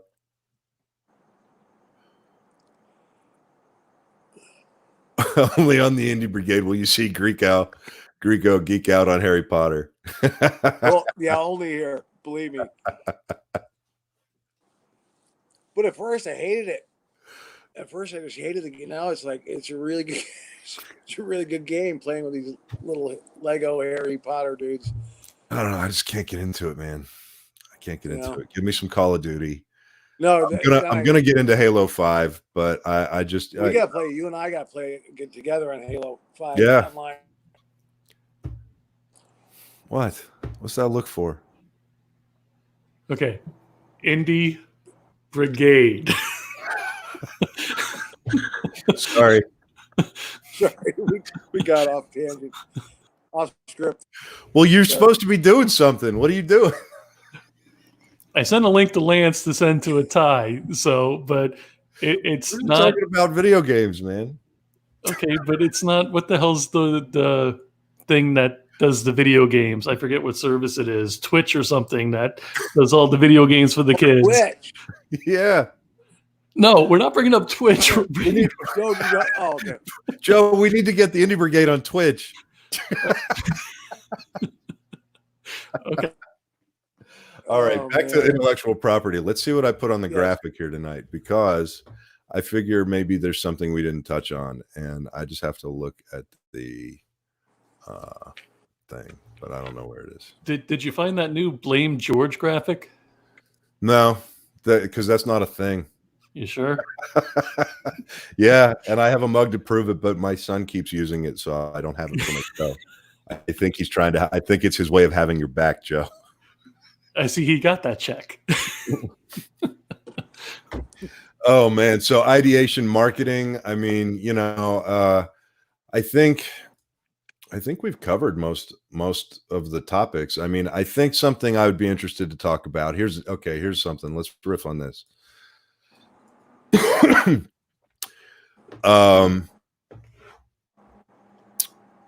Developing your property from the start around the limitations you're going to have. So start with practical limitations in your execution and develop from there, right? So if you know you're going to have $20,000 to make your movie, don't write a $50,000 script, right? Yep. Yeah. You talking to me? Yeah, I'm just talking. Yep. Well, you look at it. I mean, yeah. I mean, you can't write. I mean, if you got a story, and you don't put. Let's say it's this guy who falls in love with this girl, but he finds out that this girl was never there or something like that, and she comes back, and you don't add like a huge bridge sequence in there where there's a car chase. Right. You know what I mean? You just stick with the story that you have. I You're mean, right like when I did Clinton Road, they wanted all these things CGI'd, and I said I don't have the money, so I did everything practical. I mean, Yeah. and it worked better. Yeah, practical's always better. So, Always. Hashtag practical's always better. Yeah, but that's what you do. You get the greatest movies in history didn't become the greatest movies in history because somebody just kept throwing mountains of money at it. The greatest movies in history became those because somebody had to solve a problem that existed because of a lack of budget, a lack of resources, a lack of crew. What? Jaws. Yeah. You know what I'm saying? Yeah. Exactly right. You don't have enough money, but you have to get the shot. How do you get the shot creatively? It forces you out of the box. It forces you to make decisions nobody has ever made before. It forces you to break new ground and try new shit. The more that people can just hide behind a fucking keyboard and a mouse and click shit, and all of a sudden a shark appears, the less humanity is in the film, right? I mean, like when there's no actual sense of danger for the viewer in the film, for the actor, and all anybody knows is that the actors are all safety harnessed up on green screen and there's no threat because they're acting against a tennis ball, there's less of an emotional investment from the audience than there is when the actor is in a real world practical effects scenario, that the perception, although the actor is 100% safe, the perception to the audience is that they're in physical danger to do the shot. Yeah. Right. So work within your limitations, problem solve, make movies without all the stuff you need, right? Make movies with the bare minimum that you need to make a movie with, and push yourself a little bit. Don't try to make, Gone with the Wind on your cell phone, but push yourself. Like, come up with an idea, come up with a safe idea, and then make it a little bit unsafe, and keep pushing yourself to a new level of comfort. And pushing yourself, and you'll eventually learn techniques and learn ways of doing things, and learn ways of executing your own ideas that you never thought were possible before you were left in a situation to do so without the proper resources. Right. I guess maybe. No, you're totally right on. I mean, the best horror films, or even are probably the ones with no CGI or no special effects in the sense of CGI. Right. Just go back. I mean, go back to Hitchcock. I mean, everything was set up with tension, and you set up tension, and you play the audience with that. I mean, with the score and stuff like that. And perfect example was that with when the shark wasn't working. It was all. Yeah. I mean, but think about it while they were shooting, they must have been shitting bricks because they're going, the shark is not working. We have a movie about a shark, and the shark is not working. I mean, but with how they set it up, it was a blessing. And I mean, it was the godsend the shark didn't work, because it was all set up with that music. I mean, yeah, and it would have looked cheesy if the shark worked the way it was supposed to. It would have looked like a bad shark. Yeah. But it forced an entirely new way of telling that story visually. Somebody asked a question: are there any George and Richard, are there any movies you'd say used CGI very well? All the films that use CGI use it very well. Like the CGI in these movies is like, it's fucking ridiculous. In these Marvel movies, it's unbelievable. It's insane. You know what I mean? But like, and I'm not even saying that's not filmmaking. I'm saying it's a different kind of filmmaking. I'm saying that it's not the kind of filmmaking that most people in the Brigade have access to do. It is a lot of money to do anything the mind can come up with all the time, energy, and resources and people to do it. Other than that, man, look, I've used a little bit of supplemental CGI in some stuff I've done. Like I did a movie where we scalped this girl, and then we cut her open and pulled all the stuff out, and you could see the seams a little bit.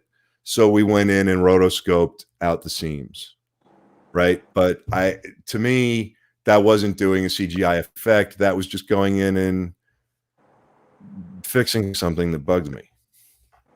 Yeah, and making it better. I mean, it enhances. I mean, if you use CGI to enhance what you're doing, great. It's when it's overdone, and anything overdone is going to look fake. It's like when you overact, it looks fake. When you overdirect, it looks bad. When you overdo things, it looks horrible. So when you over CGI something, all of a sudden, because we're so. With the advent of 4K today, and then we're getting to that place where it's going to be 8K. I mean, yeah. I'm trying to think of the movie where they incorporated heavy CGI and practical, and it just was horrendous. I'm not going to mention the movie, but hey, did you see David's? Hold up, did you see David's comment? His daughter and him drive Clinton Road every October 31st at midnight. It's the scariest fucking road. I mean, it's the creepiest road. And I told you about the kid. I told you when I was doing all this stuff, and with the quarter and saying, come out and play, and all that stuff.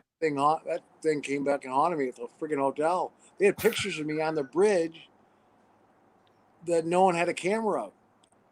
They were set to the hotel. I mean, yeah, it's a creepy road. Yeah. I just got chills. I have not been. Let's see. Don't knock it. CGI can be a crutch for a weak story too. Well, that's very true. You know, I mean, like look at some of the story and some of the big CGI stuff out there. That it's like look at this shiny thing over here while we skip over this piece of story that you don't really need because we spent too much on this piece of CGI that we couldn't afford to shoot this piece of story. Yeah. David says his daughter and he sits under that bridge and scare the shit out of people. Oh, we were wondering like who makes all that money. Like there must be like kids that are laughing their butts off, man. You know, because everyone throws a quarter over the bridge. Yeah. So, it must be like $30-$40 by morning. You know what I mean? If you're like 12, 14 years old, Oh, well, brother, this has been fun, man. Yeah, it's been fun. It's been a good time tonight. Hey, Joe. Not supposed to call me out like that. Do you want to, is David around? David, give me a thumbs up. Hey, Hey, can you guys hear me? Yeah. I don't know if my mic was on. I like how you actually looked up at Joe. No, it's funny because that's like where the little switch on my mic is. But I'm looking up at Joe too. Joe, you're such a handsome devil. Oh, thanks. By the way, it's a pleasure and an honor to meet you, Mr. Grieco. Oh, thank you, David. Thank you. Nice to see you David too. hosts End of the Night after this. He's a dear friend. He's a good brother. We love David around here. And he's become a very integral part of the Indie Brigade. He's got Tiffany Shepis on tonight right after this. Awesome. Yeah. So I thought it would be fun since we were talking about that. And then, David, you were mentioning Clinton Road. I thought it would be fun to bring you up. No, the truth of the matter is that, I have a wonderful fascination about that whole thing. And every, they call it Goosey Night around here. I don't know if you guys are familiar with that, but they call it Goosey Night. It's the night before Halloween, the night of October 30th, where at midnight it turns Halloween. And we drive, my daughter and I leave my house because it takes about an hour to get there. And we drive the entire length of Clinton Road. And then one road over was a road which is called 607, which takes you along the Delaware and into Blairstown, where they shot the original Friday the 13th with those big catacomb buildings. And at the bottom of the road is the Blairstown Diner, which is open 24/7. So we do this entire road. We scare the shit out of as many people as we possibly can because we're both really mentally unstable. And we get down to Blairstown. And we sit, hot chocolate, and eat pie and laugh maniacally at all the mischievous Halloween shenanigans we had just perpetrated on people. There's a little bridge on Clinton Road. George, no exaggeration. It's only about maybe 35, 40 feet long. And it's just a concrete slab. And it has like a sharp curve around it. And every Halloween night, you can expect people to either stop on it, and it's usually teenagers who think they're all tough and stuff, and they throw quarters over it because that's part of the legend. So usually me and my daughter go off on the sides of the creek, and we do stuff like, get out of here. And all these brave teenagers all of a sudden shit a brick and peel off at like 90 miles an hour. It's the greatest thing. Yeah, That sounds like a lot of fun. It is to me. 14 days on that. Well, 4 days on the road, 4 nights on the road shooting. Yeah. That was a very, very interesting film, Richard. I was, I would love to see you do more stuff like that. Oh, thank you. Thank you very much. I appreciate it. Yeah. He's a super talented guy, man. Yeah. Well, that goes without. I want to ask you a question because I remember your show was Booker, right? Yep. Yes, sir. I remember Booker. Like I was a big fan of Fox back then. I don't know if you guys remember, right before I think 21 Jump Street and Booker, there was a show called Parker Lewis Can't Lose. Yep. Do you guys remember that? I would be glued to the set watching like 21 Jump Street and Parker Lewis Can't Lose and Booker. Now, do I remember right, or was the opening credits to Booker, was it Hot in the City? Yeah, by Billy Idol. Yep. Exactly. And wow, the useless information that is in this empty void that I call a head is horrifying. No, it was a great title, great theme song for the show. Yeah. And another great film that you did was Mobsters. Was it cool working with Christian Slater? Yeah, we had fun. I mean, it was that. I mean, you're with a big budget film. I mean, it was 4 or 5 months shoot. You know, I mean, I know the budget was 60, 70 million, whatever it was, which is a lot back then. But you have so much time on your hands. You're doing 1.5, 2 pages a day sometimes.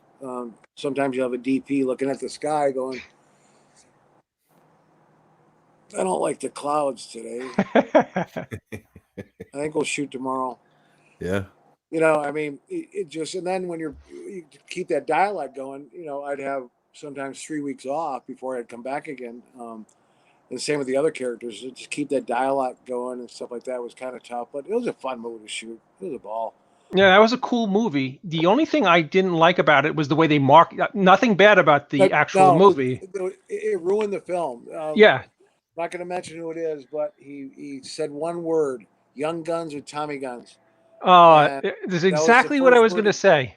Yeah, and the thing is, we had Kazan wrote the script, Eli Kazan's son. Great script. The original script was 210 pages. Long. I mean, through the whole thing, they edited it down so much and homogenized it so much. But it still was gritty but there's so many missing things. The director's cut is wonderful, where it enhances those characters. You know, where it was a little more grittier and edgier than it was. That is definitely work that you should be very proud of. It was a really good flick. All your work was great. So thank you, George, for letting me say hello. Very much agreed. Very happy, David. Very happy you're here. And your show is coming up next. So, Joe, you want to sign off here? And where you at? All right. Greco, I love you, brother. We'll hop on tomorrow, man. Okay. See you soon, man. Later. That went really well. You know, I'm not like a genie in a bottle. You can just like, you know. Okay, I am. Yes, shut up. You know, George. You know, George. What was nice about tonight was we could just kind of, you know, let our hair down. Wait for it. George, you're supposed to let your hair down. Oh no, that's Greco was just here to do that. Well, yeah, I couldn't do that when he was here because he has better hair than I do. Yeah, so. I like how you wait till he leaves to let your hair down. Yeah, Greco still wins. Greco still has better hair. I agree, 100%. But it was a great. My hair is down. Actually, I haven't shaved in a long time. I feel like a long-haired hippie. Screw you, George. Are we ready? No. What else we have? Still comments, guy. You know, some people actually like me. Joe's a genius. No, they don't. They kind of do. A little bit. All right. Fair enough. Let's see. See, I don't have the house lights ready or anything, so I'm gonna have to like put up something because I was too involved with trying to get people on here, which was great. We need to do this again. Yeah, this was fun. I like doing this. I like, look, the whole point of building a community is to talk as a community. And, I realized that we haven't done that in a while. So I figure it might be a really great thing to do this on a bit of a regular basis now, and just kind of like talk to everybody and, just help create together. What do you need to get the house lights ready? What can I do to help you? Nothing. I'm just basically gonna mute mics, and I am going to put up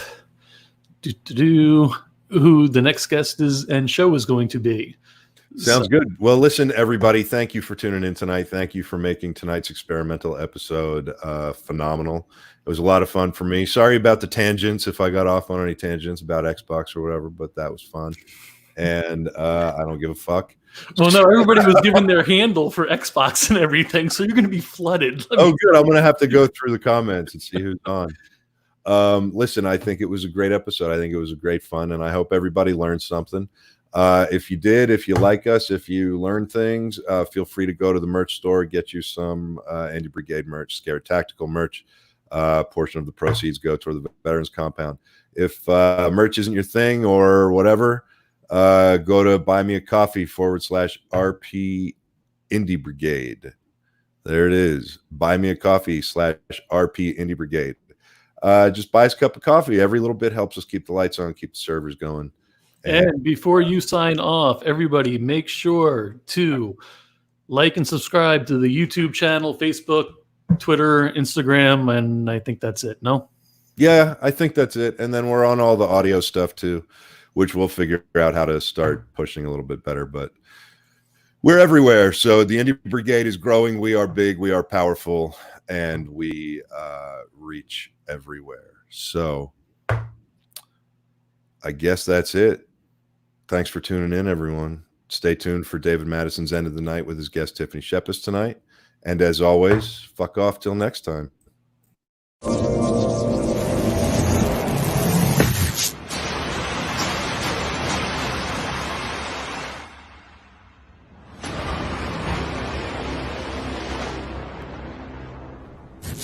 be an indie means we buck a system that doesn't want us.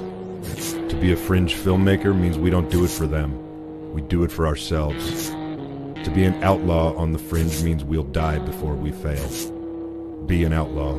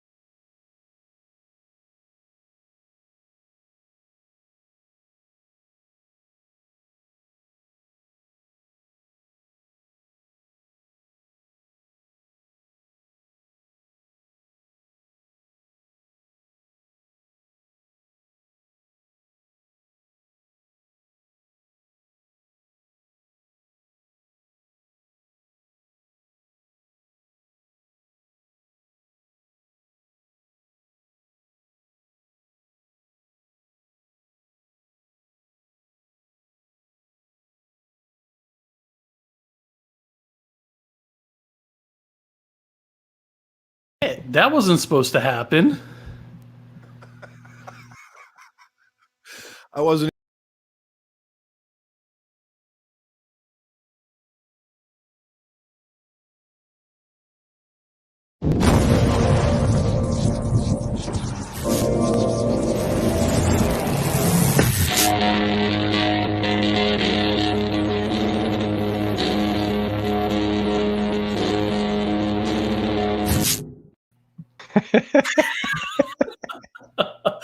And this is why this live stuff is so much fun. Oh, wow. For a minute there, I was like, wow, he canceled me already. No, you got another week or two. Oh, thank you. Thank you. Thank you. How are you, Mr. Ridgely? I am great. How are you? I am spectacular. That was a really great show you guys just did. Well, thank you. We appreciate that. And you've got a great one coming up right now where everybody's excited to bringing up your guests instead of participating. It's hard to follow an act like you and George, but I will do my very, very best. We appreciate that. Do you really? I do. Can you not see the sincerity on my face? Well, tonight, Joe, we have another amazing guest. I would actually call her the queen of independent cinema. Lovely and truly talented. Tiffany Shepis will be joining us in a few minutes. It seems like we just did this like a couple hours ago. I don't know. I mean, would that make you feel better if that's... Oh, now he's got to be all dramatic and bring the mic back over. Dun, dun, dun. It's my Citizen Kane move. I'm not, it's that power move that I'm working. Now, wait a minute, Ron. There's nothing wrong with doing live shows. It actually adds to the, what is it called? Nobody help me out here. Yeah, there you go. Yeah, Ron. Yeah, Ron. You know, with the closed caption in stuck mode tonight, I really just want to say supercalifragilisticexpialidocious. Good luck with that, Facebook. Right? So I don't know. That's like a new thing that started happening about a week ago, and I still haven't figured it out. It's really simple if people are being annoyed by it. Well, in all honesty, you'll see right there on the screen the thing that looks like a little sprocket. Okay. If you click on that, it says auto-generated CC. You click that to off, and the closed caption goes away.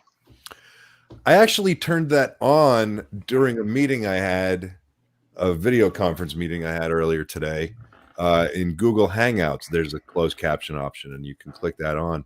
And I just clicked it to see what happened, and there it was. Everything everybody was saying was coming across on the screen in real time. It was nuts. I don't know. I get it if you're annoyed, but I think it's kind of a cool thing too, because like I said, there are people out there who have commented and messaged and said, I wish that there were captions on your thing. Well, now there are. Well, there you go. It's funny. Your closing statement, George, gets question marks instead of what you say. Lance pointed that out.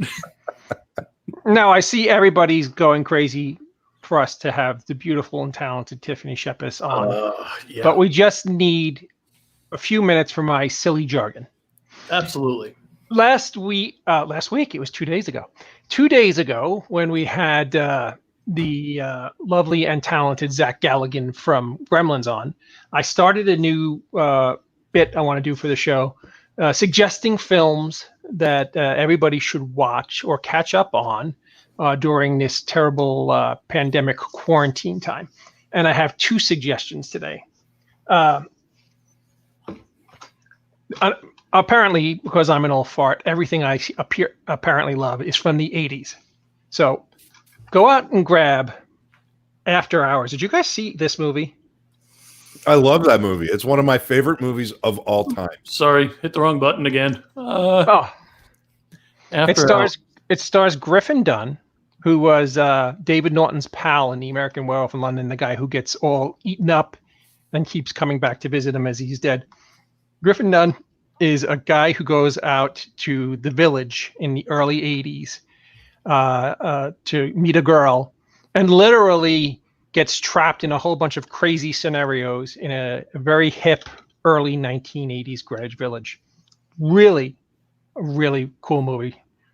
George, what do you actually like about that movie? You know what I liked about it? That's the one that takes place in downtown LA. Right? It's downtown Los Angeles. No, it's actually Greenwich Village. I was going to say, Oh, it is? Village. What am I? What's the one that's in downtown LA? Anyway, maybe I'm thinking I'm all screwed up, but I remember loving that movie so much when it came out. I wore out my VHS of it, watching it over and over.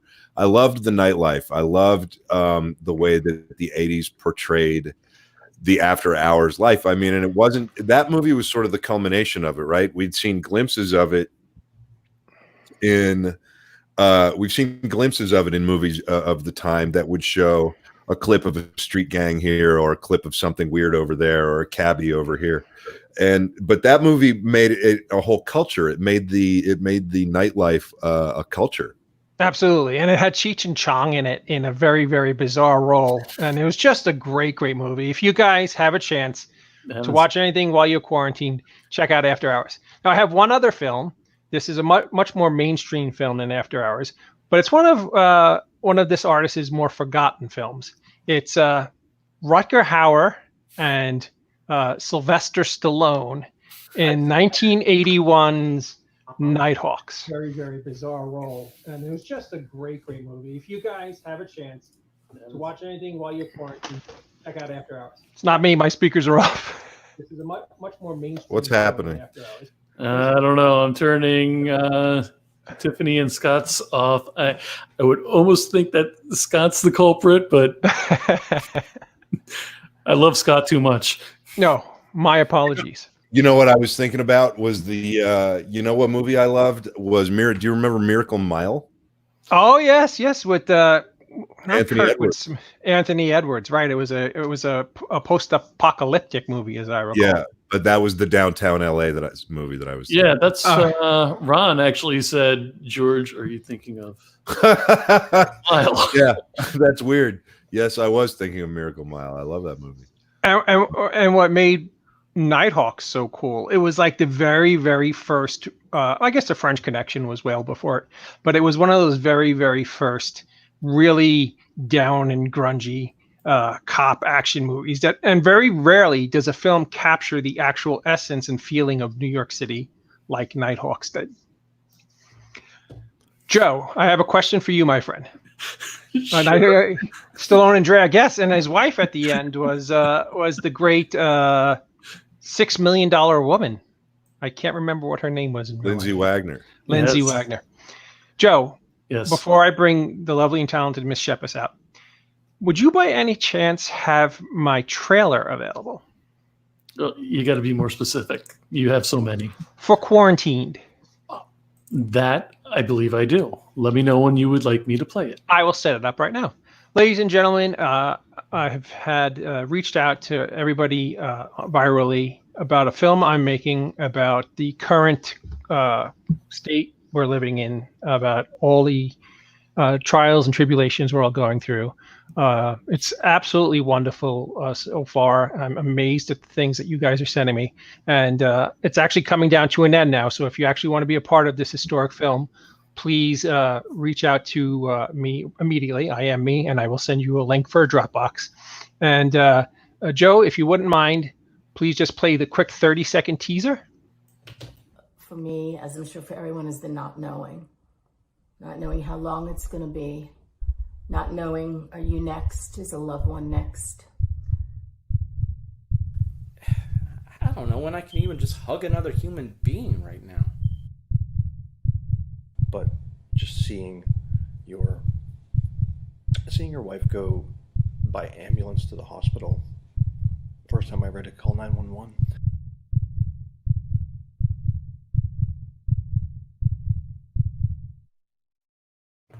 Yeah, so please, if you guys want to be a part of this historic film, thank you, Sean. I'm really I don't feel like I'm worthy of telling this story, but because I decided to do so, I'm asking everybody who has these stories to please reach out to me.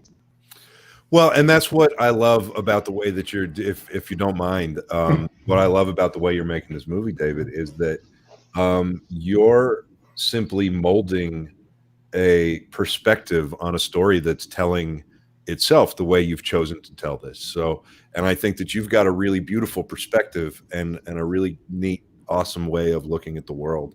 And I think for your particular brand of perspective, to be molding this film and these stories into this film, I think it's really going to hit hard, man. Well, thank you very much, George. It's an incredibly kind thing to say, and it's true. I'm going to do my best to make a good movie. And I'll tell you what's interesting too is that shot of the Earth, that's practical. You did not use CGI for that, did you? Yeah, no, I literally tied myself to helium balloons. Put a GoPro in my mouth and and then, David shot that movie Up for Disney. And you've just painted the best mental image of the day. Yes. Can we mention who one of the voices were in that, or is that? Oh, sure, absolutely. Well, they're the people who have participated in this film is an unbelievable all-star cast of famous people and nurses and firemen and policemen and everybody who had been touched in any way. Their stories were all being caught in real time. And the second voice on the trailer is the great actor David Howard Thornton from The Terrifier. So that's very cool. Is it The Terrifier or just Terrifier? Terrifier. And a great friend of the Brigade. The Brigade, yes. And the night. So, yes. Without further ado, and without me being a screwball talking about meaningless stuff, everybody's here not to look at my ugly mug, but to look at and to listen to the amazingly talented, the incredibly sweet, there are just not enough kind adjectives I could come up with for our first guest, and our only guest tonight, because of course, Uncle Scott Chiaffo will join us a little later. Our first guest and only guest tonight, the lovely and talented Miss Tiffany Shepis. And I'm going to bring her up right now. We're going to say a quick hi, and we are going to bow out. Hello, Miss Shepis. How are you this evening? Her mic is muted. You know what? It is, but it's no longer muted. Shame on you. You muted me when I had so much to say. Hi, guys. Hi, Joe. Hey, George. What's up, Dave? How's it going? I'm good. Really, really fast. I caught a bit of the end of your guys' episode with Richard. And what was that street you guys were talking about? Clinton Road. Clinton Where Road. is that? It's in New Jersey, Tiff. If you ever actually make it up to Pennsylvania, you will join me and my daughter on Goosey Night, and we will take you down the scariest place you've ever seen. Yeah, no, I have absolutely no interest in going to places where I might get murdered, might get haunted. Like I heard one of you say, because I had the camera off because I was afraid you guys would see me. But I was like, the fuck? Like it took you, it went back to your hotel room, somebody's hotel room? Yeah, Grieco's got some story. He made a movie called Clinton Road, and he shot there for several nights. No. Yeah. There was a road in Westchester where I was born and raised in. I was born in New Rochelle, New York, and up in Westchester was a street called Buckout Road, and Buckout Road had all types of crazy stories about cannibalistic albinos and witches, and if you got out of the car, they would throw bricks at you, and no part of it. No part of it. You're good. Awesome. You're good. I'm okay on it. But that trailer you just played gave me so much anxiety, which is a testament to you and that little piece that you cut together, because I was like sweating. I'm like, oh my God, now I feel sick. It was terrifying and sweet, and it's great. And I wish you so much luck with that. Well, thank you, Tiff. And of course, hopefully, if you'd like to be a part of it, we'd be more than happy to have you. Oh my gosh, no, I don't. Thankfully, we're all healthy here, and we have no story to tell. So, but I will be a big supporter of it. It's funny going through the it's not funny. It's sad, actually, going through the clips and seeing nurses crying hysterically about not having proper supplies. And one person who actually works for a nursing home telling us that they have to take the bodies of the deceased people and put them in another room in the nursing home. They just had 17 in a nursing home in New Jersey. It's all. I read that thing, and apparently the only reason why they found out about this is because somebody got tipped off to the fact that they were ordering like 70 body bags. Yes. It's like if we made that shit up in any one of our movies, people would be like, bullshit, that can't happen. That would never happen. And this is happening every day here now. This is not okay. Not going to go on a political rampage, but it's not okay. No, it's a really sad and deep movie. And I always like to make kind of light and goofy movies. But sadly, this story needs to be told, and I'm going to do my best. Good luck. I'll need it. Yeah. So now we got all that heavy stuff out of the way. Now we can do fart jokes. Oh, Joe, you're on. Well, Wow. man, you fit in around here really well, Tiffany. And you see, Tiffany, this is an ongoing gag. So really? don't take offense by it. But anyway, now that Tiffany is gone, and I can. I used to like now it. nobody will see that I'm not wearing pants either. Oh, either. So she already knows I'm not wearing pants. That's a prerequisite for this show is no pants. Naturally. Isn't it a prerequisite in Pennsylvania? It's a pantsless podcast. Yes. A pantsless state. You know what's so funny? Tomorrow I'm going to get up in the morning and my daughter and I are going to go sleigh riding and tobogganing because it's snowing like a bastard out right now. That's kind of cool. We can't do any of that here in California. It did rain a lot though. Like over the last couple of weeks, it rained so much. And part of me was like, maybe it's raining purposefully. So people are like, oh crap, I can't go outside. It's raining. And it kind of did work. We were just like, well, we would be home anyway. It's not really a big deal. But I do wish we had tobogganing.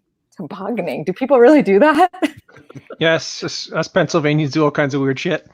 Let me get my horse and carriage. Let me head down to Mankato with Ma and pick up some bread and sugar. No. I've been watching too we're much. all kind of like that now, right? Like, we're learning how to make bread here. Like, I'm trying to plant like the seeds of a watermelon in my yard. Like, it'll grow. Like witchcraft and shit. Hey, I want to share with you guys one crazy story before I get into the real nuts and bolts of this. In 1989, me and my buddy Tom Morales, both seniors in high school. I grew up in Middle Village, Queens, which is right outside of New York City. We get this brilliant idea. I had just gotten my license to drive out to Amityville. And we go to the Ocean Avenue and we go to the legitimate Amityville Horror House. Now, the Amityville Horror House from like 1986 to 1992, nobody lived in it and nobody bought it.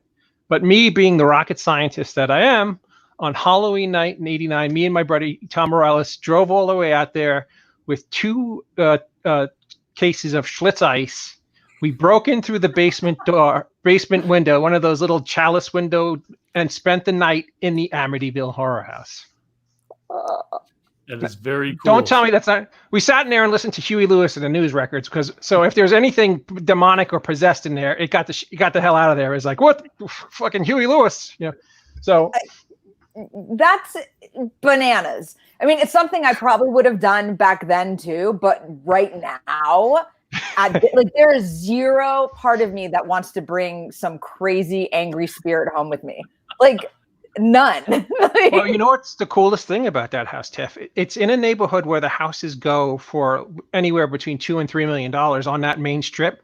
And that house, every time it sells, and it sells every 4 or 5 years, goes for about $500,000 because nobody wants to live there. Wants to stay there. Yeah, and it's been majorly renovated. Just so you know, David, I was on the opposite side of the island, the northern side of the island.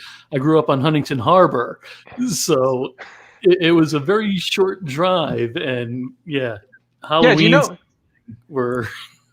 Do you know that right on the corner of Ocean Avenue on that main road, there was a little tiny hole in the wall bar, right? Literally 500 feet away from the house. Are you familiar with that? I was too young to. Me and my buddy were convinced that when we left the house at 12:30 at night and we were all drunk and we walked down to the bar. Wait a minute. You just said you spent the night there.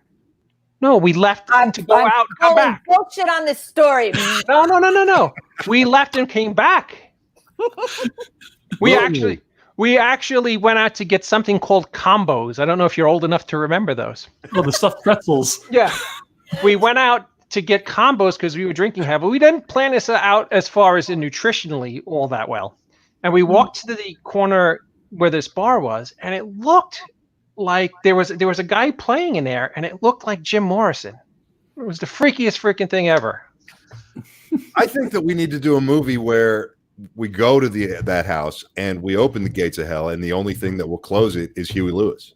We got Lauren chiming in.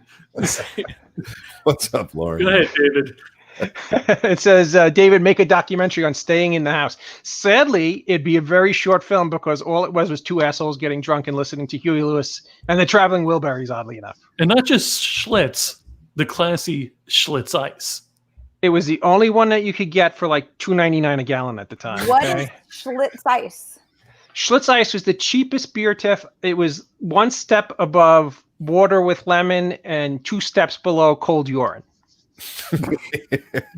Wait, did you say cold urine? Yes. There's a story behind that too, but we'll get to that at a different time. All right, well, we're going to dip out of here and let you guys do your show. Oh, no, it's just going to be me and Dave. We may or may not be Don't back. leave me. Don't leave me. We're around if you need us. Thank God. Have a great. Oh, well, thank you. Well, he reemerged. I'm back. Bye. Bye. Love you, Joe. George. No love for me? Not I really. love you, Joe. Well, thank you. Oh, see, we got to keep her. I think you were just. Dave? I think you were just adopted. Good. Thank God. I need a new home. I want to go tobogganing. There you go. There you go. Tobogganing. And That sounds like a sexual thing, but I really mean tobogganing. If it was a sexual thing, you'd have nothing to worry about with me. I'm old. It's true. Old toboggan.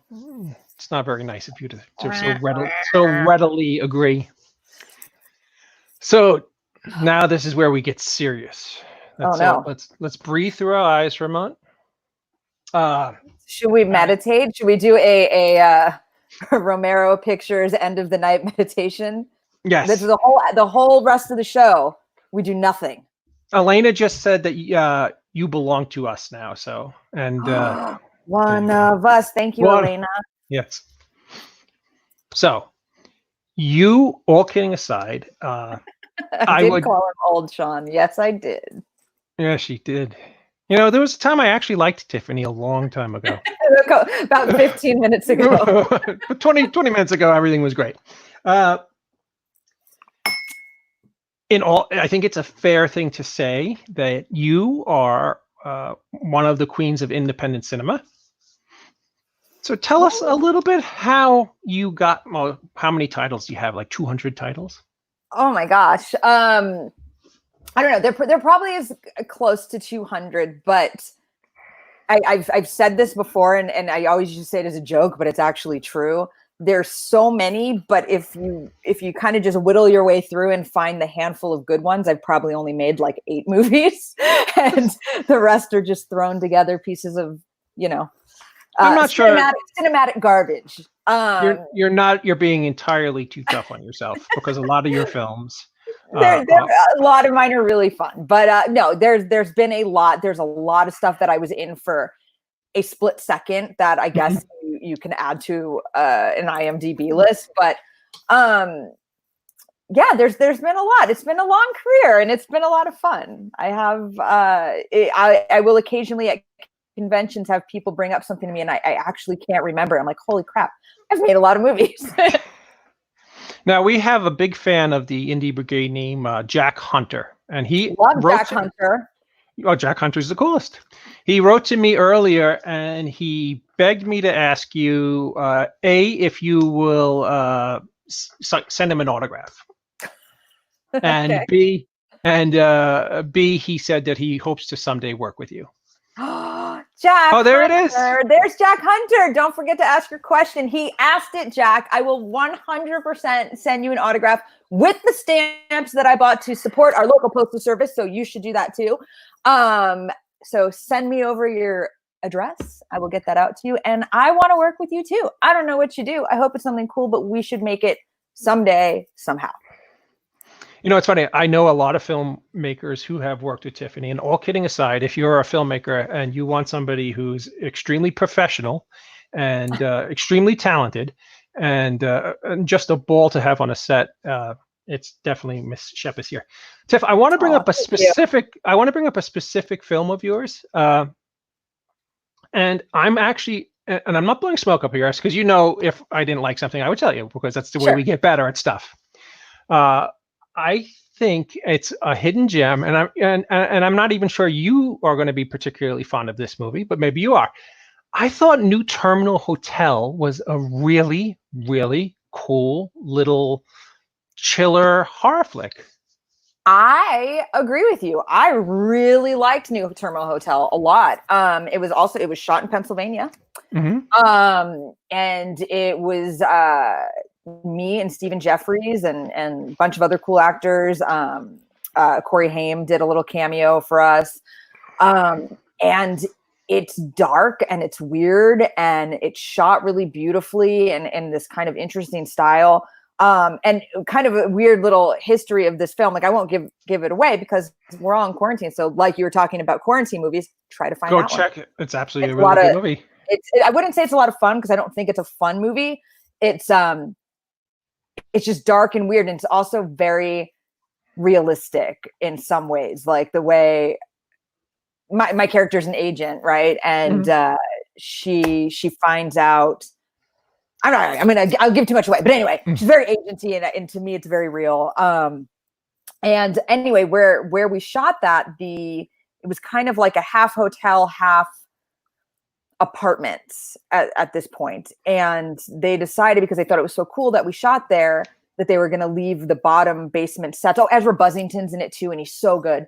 They were going to leave the bottom sets as they were when we shot it, and there was a fire a couple months after we filmed there, and the police came and they saw this basement filled with body parts and blood and everything. And they called in homicide detectives and they thought there was all these murders and it was all our fake blood and body parts. That is an absolutely true story. As I live in Pennsylvania, I could verify it. It was actually a big national news story because the FBI was called because they thought they found the site of where a serial killer was working. But it was really where you guys were shooting that movie. Which is crazy. And like people really got down on the police for that, but I didn't. I was like, shit, like it's cool that they took it seriously. I guess if you would have just looked really close, you would have been like, oh, that's not a real eyeball. But, It kind of makes you horrified if that's law enforcement is mistaken horror movie sets as where, but I'm not going to touch that. Don't touch that. Yeah.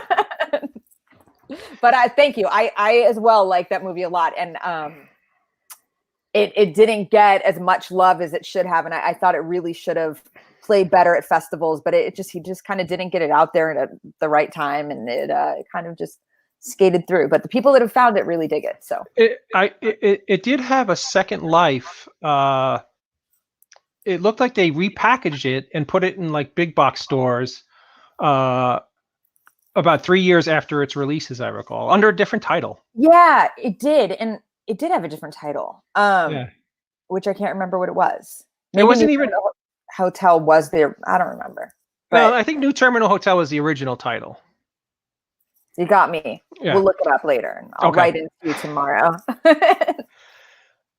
I worked with Stephen Jeffries on Mr. Hush and on Emerging Past. And Stephen is a cult icon. He did create the unbelievable character of Evil Ed and Hoax in 976 Evil. He was a very interesting cat to work with. I'm curious if you had the same kind of like he was an interesting cat to work with stories that I did. I don't have too many weird Stephen Jeffries stories. Like he was very, very good. He was very professional. He knew his lines. He showed up. He kind of stayed to himself, which I always find a little weird because I'm not to myself. Like I talk to everybody and I don't take hours to get into a character method wise. Like I show up to set as me and I do the take as someone else. And then when you yell cut, I'm back to me. Right.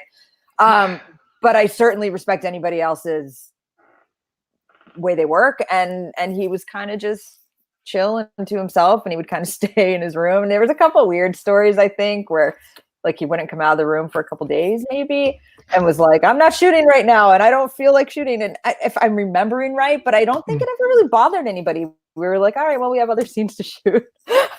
No, in all honesty, I think the guy's amazing when he's on. He's truly amazing. And I wasn't trying to get you to tell me like dirty, like grilled stories about him. I just think he's a very interesting, super interesting dude. guy to work with. Yeah. And people were really excited to see him in New Terminal Hotel as well, because like he hadn't done anything in like the genre in a little bit, and people just absolutely loved him. Just like, God, he's so good. He's it was just whatever way it takes him to get there, he gets there, and he's great. So everything it was just such a cool little flick, and I don't mean little in the bad way. I mean it was just a cool flick. Thanks. Tell us about how you got involved with Sharknado 2.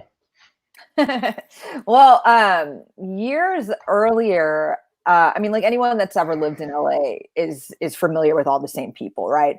And it's always, like when you grow up in New York, you grow up with trauma, and when you grow up in LA, like you have the Asylum, and you had Corman's Company and stuff like that. And so I had made a movie years and years earlier with this guy, Emmanuel Etier, and it was called The Scarecrow, and Anthony Ferrante had worked on it, and they had sold it, or I don't know if the Asylum, I think, was our producers on it. And it played sci-fi and did like really well as like a sci-fi Friday night original. And so I always stayed in touch with those guys and had little things with them here and there. And so when they did Sharknado and they got so much press for it, of course, like, my next thing was to write to David Latt, like, what the heck? Like, why am I not in this? Like, this is me, like, she's fanatic. And so when part 2 came around, he's like, Courtney Baxter and Debbie Baxter, who are Pennsylvania people, who I did a movie with called Hallows Eve. She was on it, and she was playing Mark McGrath's daughter. And Debbie Baxter, her mom, was on set and said to the producers, like, why isn't Tiffany Shepis in this? And he's like, is she here in town? And Debbie's like, yes. So Debbie called me. She's like, can you get to New York? And it kind of all started that way. And there was a part that was supposed to be for me where I was playing like the girlfriend or the wife of somebody who owned a boat or a yacht that was going to go toward the Statue of Liberty and save some people. And it was the coldest winter at the time in New York, right? And they wouldn't let the yacht on the water. And so when I got there, Anthony Ferrante was like, we can't shoot your scenes. And I'm like, what are you talking about? And he's like, we have nothing to shoot. We can't put that boat out there. And he's like, so write yourself into that scene. I'm like, what? And so it was me and Courtney Baxter and Peppa from Salt and Pepper. I'm like, how do I get myself into the scene here? And it sort of just came together. You know what? Real true indie filmmaking. You have such an infectious personality. It's unbelievable. Matt Staley is telling us that the reissue title for a New Terminal Hotel was Do Not Disturb. Yes, Matt. Thank you. It was Do Not Disturb. And it did have like a resurgence. You're right. Because I remember when it came out, I was like, oh, that's kind of a much better title. I like New Terminal Hotel, but people weren't sure like what genre it was. Like Do Not Disturb kind of made it a darker feel, And they just took one of those hotel Do Not Disturb signs and that was the poster. Yeah. Ron Purdy is asking, I'd love to know the origin of Casualty Friday podcast. Casualty Friday was a baby, man. It was Matt Mangiarides, who myself and Felissa Rose were I knew from the Trauma days, and Felissa knew from doing Joe Bob's show. Kind of had talked to everybody and was like, you guys should do this podcast, and like it should be you and Kane and Felissa, and like everybody kind of talked to everybody. And I'm not sure how it actually ended up over with Fango. I think it was Matt Mangiarides. Maybe it even might have been Felissa who brought it over to them. But we sort of just all got on the phone and we were like talking. We're like, we should do a podcast. It should be about this. And I was like, we should call it Casualty Friday. And Kane was like, I love that. And I was like, oh yeah. And for Friday the 13th, like it didn't even dawn on me. I was actually just thinking about like work people, and I was like, and we should always be in weird work costumes. And I think it was Matt Mangiarides, like he might have pitched it to Fango, or maybe we all pitched it to Fango. I can't really quite remember, but they really went for it, and they were like, yeah, we want it to be one of our first originals, and we'll have it premiere every Friday. And thankfully, people have been really into it. And me, Kane, and Felissa have been friends for so long that it just sort of works. Like all of our personalities are exactly the same, but at the same time, very, very different. So we all kind of bring a different perspective on stuff, different film experiences. Just it's been a lot of fun. And I'm not supposed to tell anybody, but there may or may not be another season. Oh, congratulations. And so there's this past season, we mixed it up a little bit where we had occasionally some guests on, and then the other half is just us talking. And I think in the future, it'll be the same as well. And we are talking about doing something like this, where we're going to do a quarantine live Casualty Friday. And maybe do it with Romero Pictures and David Lee Madison. You never know. That would be awesome. We do need a home that could host our live. Otherwise, we're doing it on Zoom, and I think it's going to be really bad. I got you. You know what's funny about Kane? His personality, everybody would think is that he's a really big and tough and scary guy. And don't get me wrong, he is. I wouldn't mess with Kane, but under any circumstances. But underneath that gruff exterior is really a nice, kind, and sensitive guy. I don't think we much call him our big sweet potato. Brandon E. Brooks is asking, how do you foresee convention life moving forward and acting work you take when our corona chaos slows down and things get to a little bit more sense of normality? Brandon! I love Brandon Brooks. Another guy that I've known forever and ever and ever through the convention scene and whatnot. Great dude. I don't know. It's a hard question. It's a dark question. Like I'm doing my first ever online con called Quarantine Con, I think it's called, at the end of the month. Something that we created here at the Romero Pictures Indie Brigade, the very first online convention. You did? Yes, we had it on March 28th and 29th. Why was I not invited? You were. You don't look at your IMs. That's probably true. But you should have called me because you have my number. Anyway, women are never satisfied. How did it go without me? Well, you see, it's kind of ironic because Kane was there. Yeah, Kane didn't call you and tell you about it. No, he didn't. Although he did just call me to ask about Quarantine Con. Maybe we should just not invite him to that one. There you go. And David and I were all on screen with Kane and a few other people, but I'm just sorry. I didn't mean to interrupt. I'm glad you threw him under the bus. Bullshit, in all honesty, if you look back in your mailbox, you will see me inviting you. I'm gonna do it right now. I'm gonna look for this. I'm gonna show this to everyone. There's a giant group chat. Let me know if you need help. Oh, who looks at those? Who looks at giant group chats? I want a personal invite. Very angry at this. Anyway, back to Brandon E. Brooks' question. How do I feel that they're going to, I mean, dude, like things are going to have to change for a while if we want everyone to get better. And if we want our nurses to be okay and our doctors to be okay and our food workers to be okay and our public transit drivers to be okay, we all have to stay at home for a bit, which means we can't be going to conventions and fucking off and getting drunk and be like, we're all going to hang out with each other and like cough on each other and everything's going to be okay. Can't do that. We got to stay home for a while. And that sucks. But there are things like this. I mean, thank God that we have things like this where we can hang out this way and we can have virtual cons and we can have chats. And, you know, dude, you can even see like my messy office. Like these things are sort of in a weird way better than just being at a convention. We're in trouble. The principal just showed up. I just thought I'd pop in and let you. Did you know that we did the first online convention? You know what, George? Why don't you? I'm going to mute you right now because I am so pissed. First of all, I came back to talk to you, but you had Greco and couldn't be bothered. I was ready to chime in. then I find out you guys had a con, and You I should wasn't have messaged excited. and popped in. You could have popped in. But yeah, and by the way, our online convention was called DEF CON 1. It's even a fucking awesome name. That is a good name. But you know what? You know what I like better than DEF CON 1? I like the fucking sequels. I want to be the queen of DEF CON 2. Done. With heavy metal, no less. And Yeah, Heavy Metal came on board at the last minute and presented the DEF CON Heavy Metal magazine did. Nice. And Good. yeah, so it was it went really well. So yeah, come and do the next one. We're already starting to plan it. Good. Well, I'm happy for you. I'm happy for you, Joe. Dave. I just had to come in and bust your balls for a minute. Yeah, that's upsetting to me because who invites anyone on a group chat? No one looks at group chats. That's like chainmail. I see a group chat and I hit delete. No, you just see it's from me and hit delete. That is accurate. David, was that one of the group chats that I put my very heartfelt and loving message into? Absolutely. Yeah.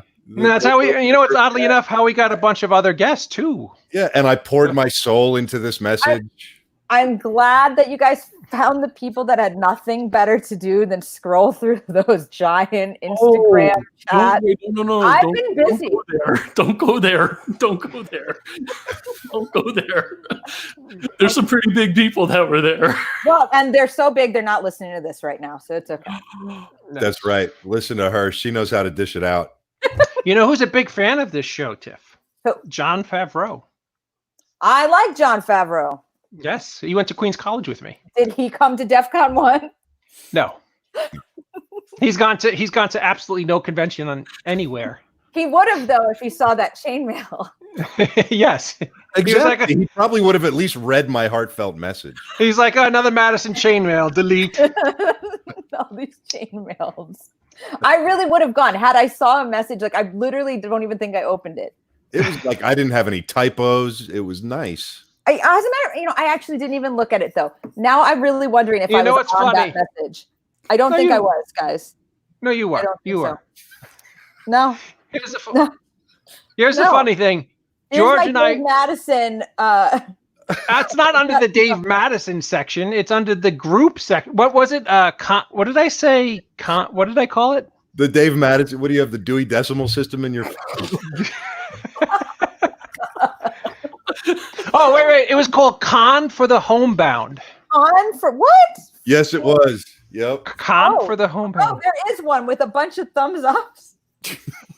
Yeah, I think that was Kevin. Wait, but there's nothing even here. It's just thumbs. It's been redacted since DEF CON 1 is over. All right. Well, then I take back the fact that I wasn't excited. I always think of you, Tiff. I always think of you. Thank you. We'll do DEF CON 1 Part 2. Yes. DEF CON 1 Redux, whatever we're going to call it. We haven't decided what we're going to call it yet. But Why would you call something different? No, I mean like the number. I don't know, because DEF CON 1 is an actual thing and the whole world is at DEF CON 1. So it's like, do we call it DEF CON 2 and thus imply that everything's kind of okay? Or do we call it DEF CON 1 Part 2?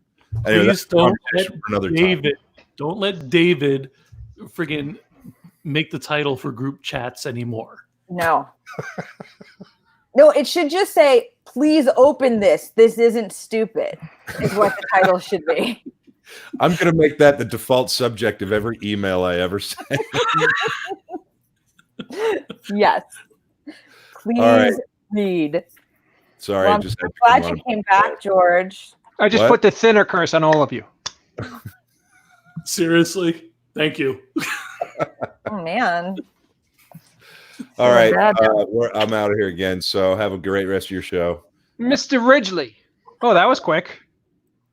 Mr. Ridgely, is Mr. Schiaffo available? Possibly. May I tell him who's calling? Tell Uncle Scott that his goofy friend from Pennsylvania is looking for him. Getting feedback from somewhere. It's definitely Schiaffo. He's the one with the speakers on. Uncle Scott, did you turn the speakers off? Give me a nod. Or down. There he is. Hey! Hey, how are you? What's up? What's going on? I haven't seen you in a long time. Your hair's long. It is. I actually made a an odd pact with a filmmaker named Libby McDermott. We shot 3 years ago, and I said, I'm not getting my hair cut until the film is distributed. There it is. That's cool. And I kind of just went along with it. So now it's getting out of hand. But wait, is the movie out?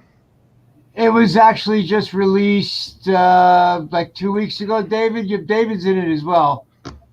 Yes, it was the end of March. It was released, and it was the late great Conrad Brooks's last film. Oh, Conrad was a nice guy. I think he made out with my mom, like years and years and years ago. That's insane. Huh? That's funny. He's really sweet in the film. His performance is so earnest. I know he was struggling at that point. Oh. Hey, so I have a question for you. Yes. What do you remember?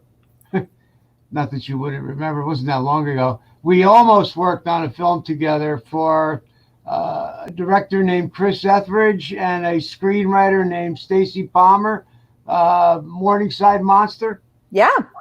Yeah, I don't know if it was a scheduling conflict or whatever had come up. I ended up not being in the cast, but Nikki Brendan's in it, right? Yep. Yeah, those guys all say hello.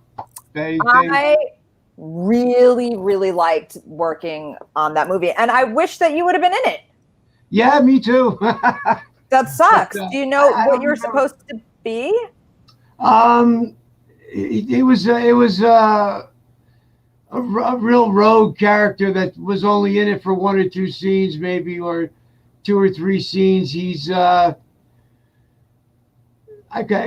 it's just slipping me now his whole intention, but Well, you would have been great, and that movie was pretty cool. They were, I don't know, they were just super class acts to work with. A couple month or two before we started shooting, I found out I was pregnant with my son.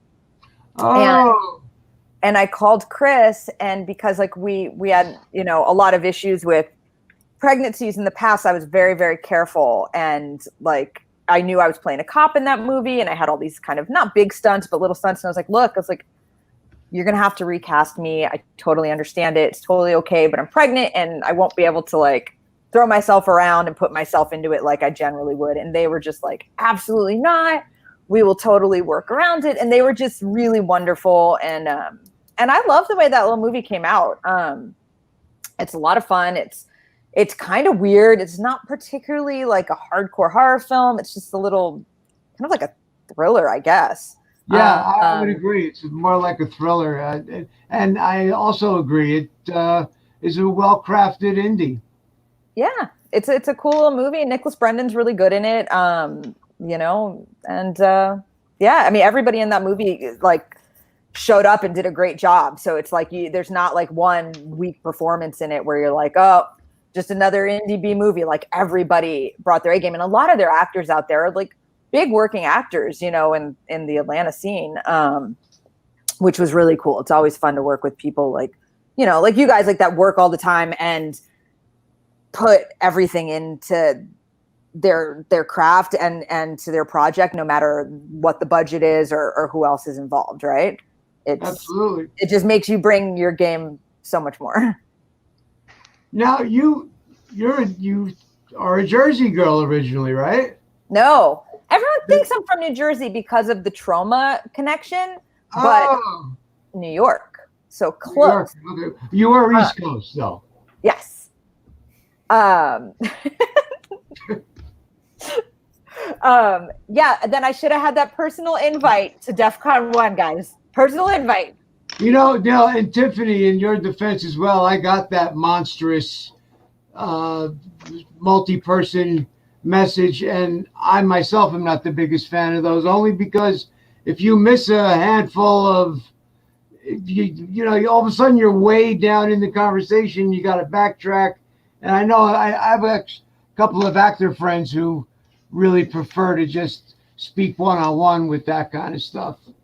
Honestly, I would have 100% been there and I would have been excited. I thought it was just something about and this is how lame I am. I thought it was about like somebody's movie, like everyone watch this link. And I was like, oh, fuck that. I'm not even looking at this. But I didn't even notice that it was you, Dave. Like, honestly, it was just, I saw names and I was like, yeah, whatever. Well, Dave, you actually started it, but you didn't really.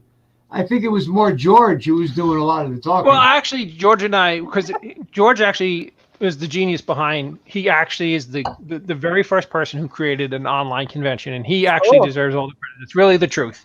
And George came to me, and Joe, my apologies, and Joe, Joe and George came to me and said, hey, Dave, can you think of people that we could possibly invite? And I said, you know what? I will start a group chat of all my friends, and I will introduce you, George, to all my friends. And then, George, you can talk to them individually on whether or not they want to get involved. Because it was really a matter of George threw this together in like 7 to 10 days. So I wouldn't have had the ability to sit and ask, because we actually asked, it was 2 group emails with like 15 folks on each one, for me to sit down and go to each one and ask. So I did it that way, A, because we would try to expedite things, and B, this way George could tell, because it's never been done before. We literally had to explain to people what the premise was. So I started the chain, and then George came on and he wrote what he was talking about earlier, his great diatribe that was literally like 10 pages long, and it was explaining what the process was and what we were doing. Oh, it's cool. It's cool. I wish I would have been there. But see, now it works out even better. You got like, oh no, why do we have Kane on? That was from Still. That's a still from DEF CON. Oh, I thought Kane popped in. If you look at that picture, it was early in the quarantine because I was still able to buy Just for Men. Oh my God. That's my secret weapon. Haven't touched my hair yet, but my beard. Good. Oh, thank you. For a guy my age. My hair's turning weird colors. I don't know. It's happening to all of us. It's all right. So, Tiff, another question I wanted to ask you, because I'm genuinely interested, is how did you get involved with Victor Crowley, the Victor Crowley movie? I mean, just kind of like the whole trauma stuff and Sharknado stuff. I knew Adam Green for a long time, and just from living out in LA and running into him at different things. And he had asked me to be a part of one of his Halloween shorts years earlier. And I was so upset. You hear my dog growling. I was so upset that I couldn't do it. I was in a different state at the time. And he's like, look, we don't have any money. Can you get here tomorrow? And I was like, I can't. And so years went by, and he asked me to do Scary Sleepover. Mm-hmm. And I went on his Scary Sleepover, and we just kind of bullshitted about movies, whatever. I gave him a makeover and turned him into a girl, and it's kind of funny and cute. And months later, he said to me, he's like, I have a script for you. Read it. Don't tell anybody about it. And I read it. I was like, holy shit, is it another Hatchet? Like, what? And I read the part that he wanted me to play, and spoiler alert to anyone who hasn't seen it, I was like, fuck yes, and I'm the hero. I was like, there is no way he is killing the lady with the baby. And I was wrong. Oh. But it was a top secret film, and he wanted to do it as a surprise. And he wanted to tell everybody he was doing a big Hatchet reunion, and then that night show that we actually made a new Hatchet film. And I wasn't there to see the premiere because I was actually in Prague at the time, where Sean was shooting 12 Monkeys at that time, and they were shooting over in Prague. And so I took the kids over there, and I couldn't get to see it, but I did watch it live, and people were so excited that it was like, holy shit, they made this movie and they made it in secret. And for people like me, who generally have a big mouth, and Kane, who talks a lot, and Felissa, who talks nonstop, for all of us to keep it secret was so fun. And what was cool, I thought about it too, was that like generally you wouldn't cast me in the kind of part that he put me in. Like I would have been more of like the Felissa character, like a little more loudmouth and crazy and bitchy, and I like that he kind of turned all that on its side. Like, and I was really happy with the way that movie turned out. And people told me at every show I'm at, they're like, "Oh man, your part made me cry," and to cry during a Hatchet film, like, oh my gosh. And I'm like, oh, that's a feat. I actually just watched the documentary. Have you guys seen that? No, I haven't watched it yet. I heard it was great. It's really touching. I didn't know a lot of the details of what he's been through from a young age right on up. It's on our Plex, Dave, by the way. Oh, okay. I'll give it a look. Yeah, he's great. And it's really funny because when we got together to do our podcast, the stories that ended up coming out of Kane were the most shocking to Felissa and I, because we were always like, whoa, like, where Felissa tends to be the one generally who's like the most sensitive, and she's always like, we call her the hugger and I'm the slugger. But it's been Kane that's the one that always brings these really heartfelt, kind of sad, sensitive stories. And we're like, what the hell? Like, from the big monster? Like, yeah. So of course, all I do is make fun of him on the podcast for it. But it's been a really, really cool dynamic between the three of us to have me, who's sort of like the cynic, Felissa, who's very like accepting of like everything and everyone, and Kane, who tells these stories that you're just really kind of shocked because of the aesthetic, right? Like, you don't expect that from somebody that plays a giant killer monster, right? No, I love that show. Every time it's on, I share it. Every time I see it, it's a wonderful show. You guys have a great chemistry. Thank you. Yeah, we like it. And you guys have great chemistry too. It's like, this is really a lot of fun. Well, if I may interrupt, I'm sorry, but Derek Dennis Herbert, who actually directed the film Kane's movie, sorry, he was about to come on tonight and talk to everybody. So it's kind of ironic. Oh, sweet. Is he here?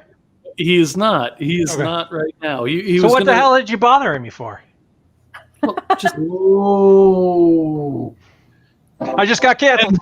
This, ladies and gentlemen, is why. Is it now the Tiffany and Joe show? It can absolutely be if you like. It's the Tiffany and Scott show now. Yes. But yes. Shepis and Sheffield. Sorry, but yeah, he was about to join us tonight, and it's ironic that Scott brought it up. So sorry, that's all I was saying. It's a wonderful documentary, it really is. Hey, Tiff, do you realize that we know each other for over a decade now? I'm sorry, what'd you say? We actually know each other for over a decade now. Yikes! I can't believe that I haven't aged at all. No, you haven't. Scott has, but we haven't. Well, thank you. Well, I have a. That's why Scott's in the dark in all these shots. Exactly. Yeah. You see, but this might help a little bit. Old shiny forehead. We all have that This going. is my man cave recording studio, and lighting is not. I got to get better lighting. I know that. Tiffy. Over a decade. That's a long time. That's a long time to know people. It's a long time to remain friends with people. And that's very cool. I generally dislike most people, but I do like you. Oh, thank you. I'm glad somebody does. It's just me and Scott.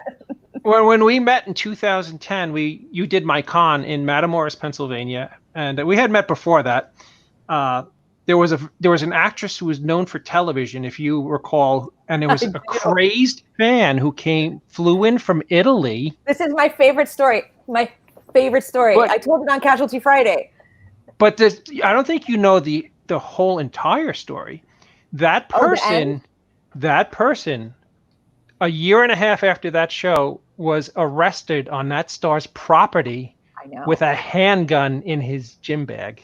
I know. And duct tape and a bunch of other shit. Yes. And the crazy part to that story, so anyone that's listening that doesn't know or hasn't listened to Casualty Friday or heard me tell the story before, I was at the convention, and me and a couple other of the guests would sit at the bar, and there was this guy, let's call him Luigi from Italy. And Luigi's at the bar, and he's like, I'm going to buy the drink for everyone. I'm here to see this television actress. And we're like, oh my God, we love you, Luigi. Luigi bought drinks all night. Luigi was our best friend. Next day, fast forward, television actress comes in, And we're like, hey, Luigi, there's the girl you're looking for. And she went, oh, and she started to cry and started screaming and she ran away. And I was like, what a bitch. And everyone's like, what a bitch. I'm like, Luigi, come hang out with us. She's crazy. Turns out Luigi was a nut. Right. Television actress was correct. We hung out with a psychopath all night long. Why? Because he bought the drinks. Exactly. And I actually, before, in my younger years, I worked in a law enforcement type field, and I had to call my buddy in who was an FBI agent to stay in her room that night. Oh my gosh. And then we had to escort her from the convention through the loading dock in the kitchen and made sure she got on her flight safely. That was actually a bigger deal than people realized. Well, and it's funny because like I told that story so many times because like it really, like when she showed up and reacted that way, because I didn't know her at all. I'd never met her before. It almost seemed fake. And and I remember all of us going, well, that was weird. Like, because clearly this guy, because we had talked to him all day, all night. And he was a brilliant actor, right? Because like he just seemed great and charming and so happy to be there. I guess it should have dawned on all of us, like, why would you fly all the way from Italy to go to, like, no offense, but this tiny convention in the middle of like nowhere, Pennsylvania. Yeah. That should have maybe registered something, but it was just a strange dynamic to realize that we were sitting with somebody who we thought was normal, who was potentially like, extraordinarily dangerous, right? Like, yikes. When I came into the lobby and when I came into the lobby and met that gentleman for the first time, he came over and shook my hand, and he had kind of like a suave personality. Yeah. And he had those like a metal cigarette holder, and he was telling me that he was a producer from Italy who was coming over to look to buy my film. So I was like, "Oh, that's kind of cool."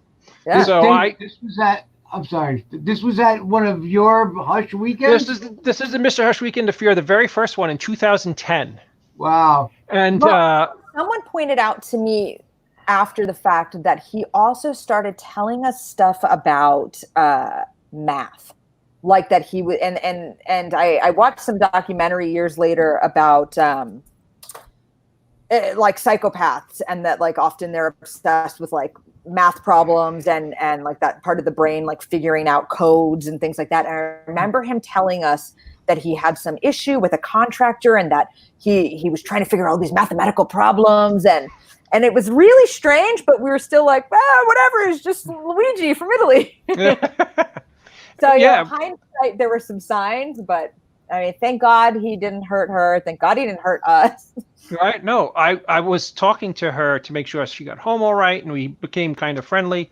And then she called me out of nowhere and told me this unbelievable story. And I went and I Googled it, and it all was absolutely true. So that it's amazing how these things can happen. Yeah. I mean,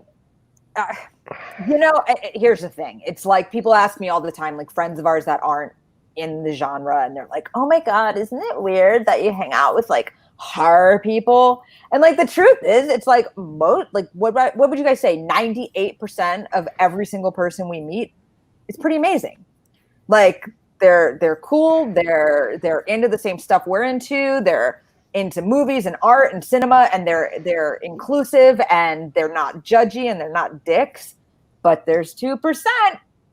Oh, in any walk of life. And you know what's funny? I have done science fiction conventions, I've done Comic-Cons, and I've done horror cons, like both of you have. You guys are much more prolific than I am. But the horror fans and the horror con people are generally some of the nicest human beings you will ever meet. And they are some of the smartest about their genre. So I totally understand. Yeah. Well, I mean, it makes total sense, though. I mean, a lot of us that grew up, I mean, at least like in the time that like I grew up, like, you know, if you're watching horror movies all the time, you're considered a little bit of an outsider, a little bit of a weirdo, a little bit of a freak, right? Like you're into like dark shit. Like now it's so mainstream that there's nothing weird or oddball about it. But I think all of us that are like around the similar age look at each other like, you know, yeah, like we're not gonna be an asshole to you because like we might have been bullied when we were a kid the same way you were because you loved watching Lair of the White Worm over and over again. Which is a good quarantine movie to watch, by the way. I was thinking about that when you guys were talking about your quarantine group movies. Lair of the White Worm. That's mine. I haven't seen that one yet. Yeah, me either. Oh my God, Hugh Grant's in it. No. Yes. Joe's giving us that disapproving look like I haven't seen it. Joe, you've seen Lair of the White Worm. Oh yeah. Oh yeah. Yes.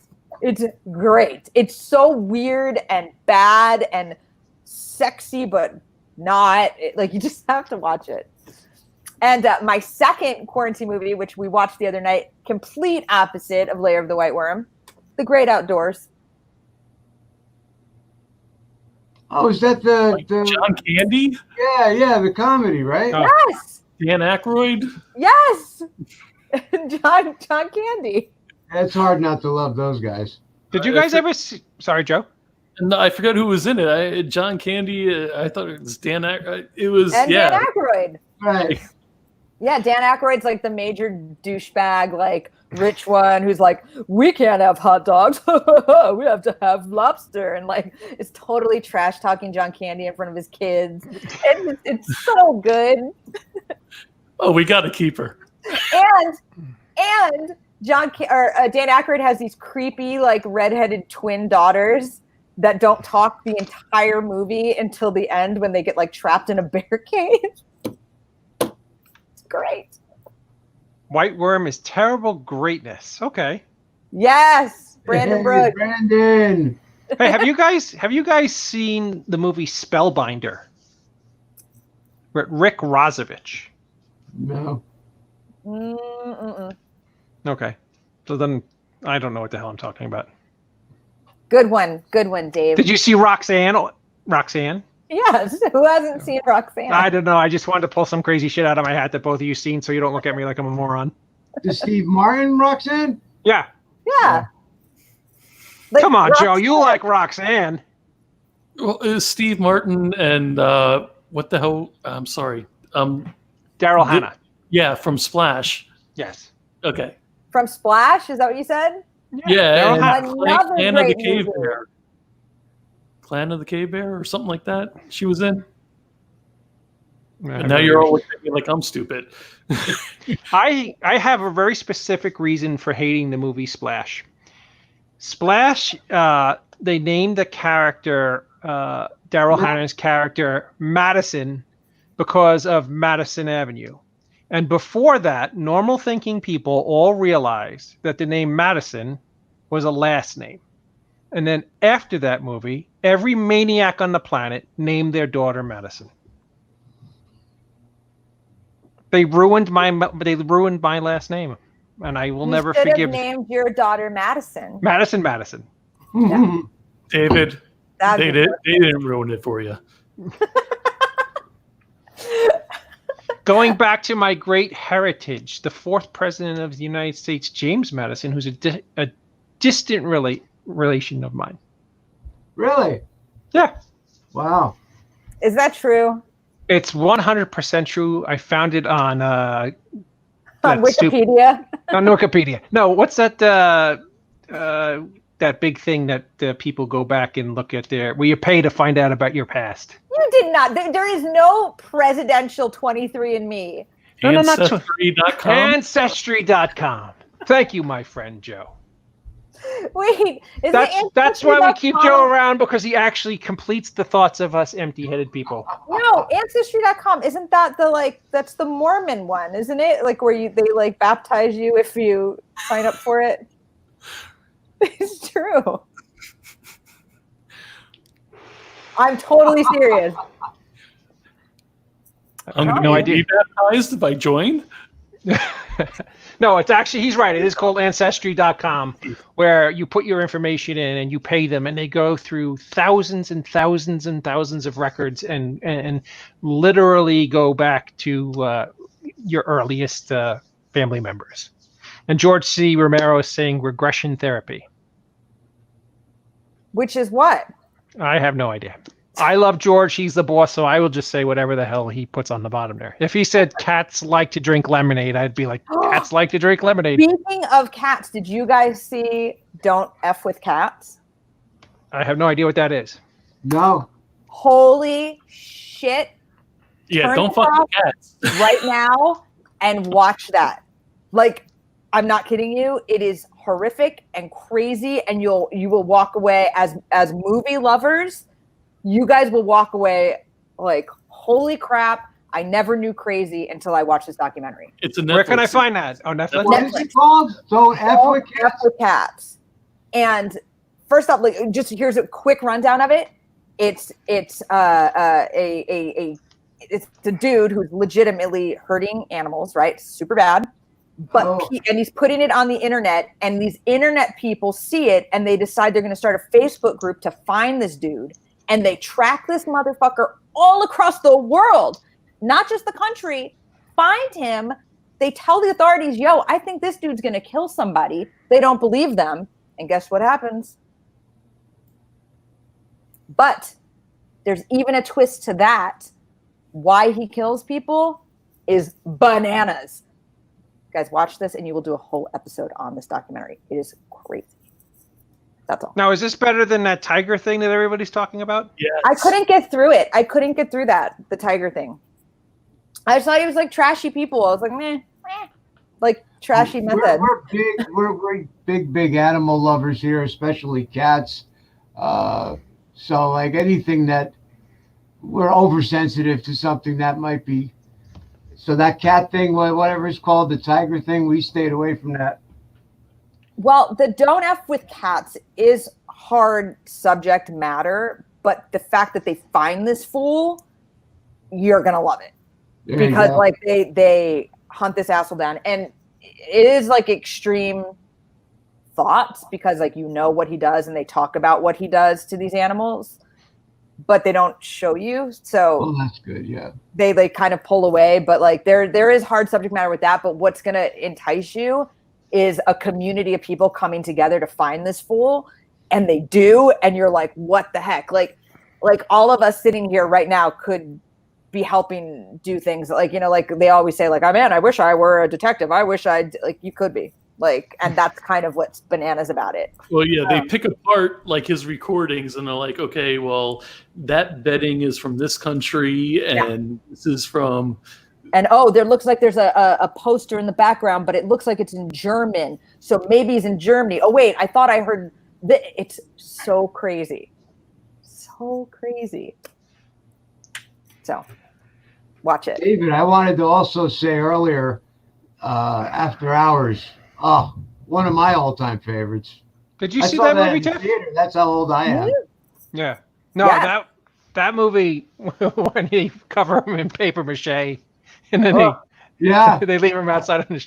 Griffin Dunn, like when he was still like coming up. Mm-hmm. And a lot of people don't realize that's a Scorsese movie.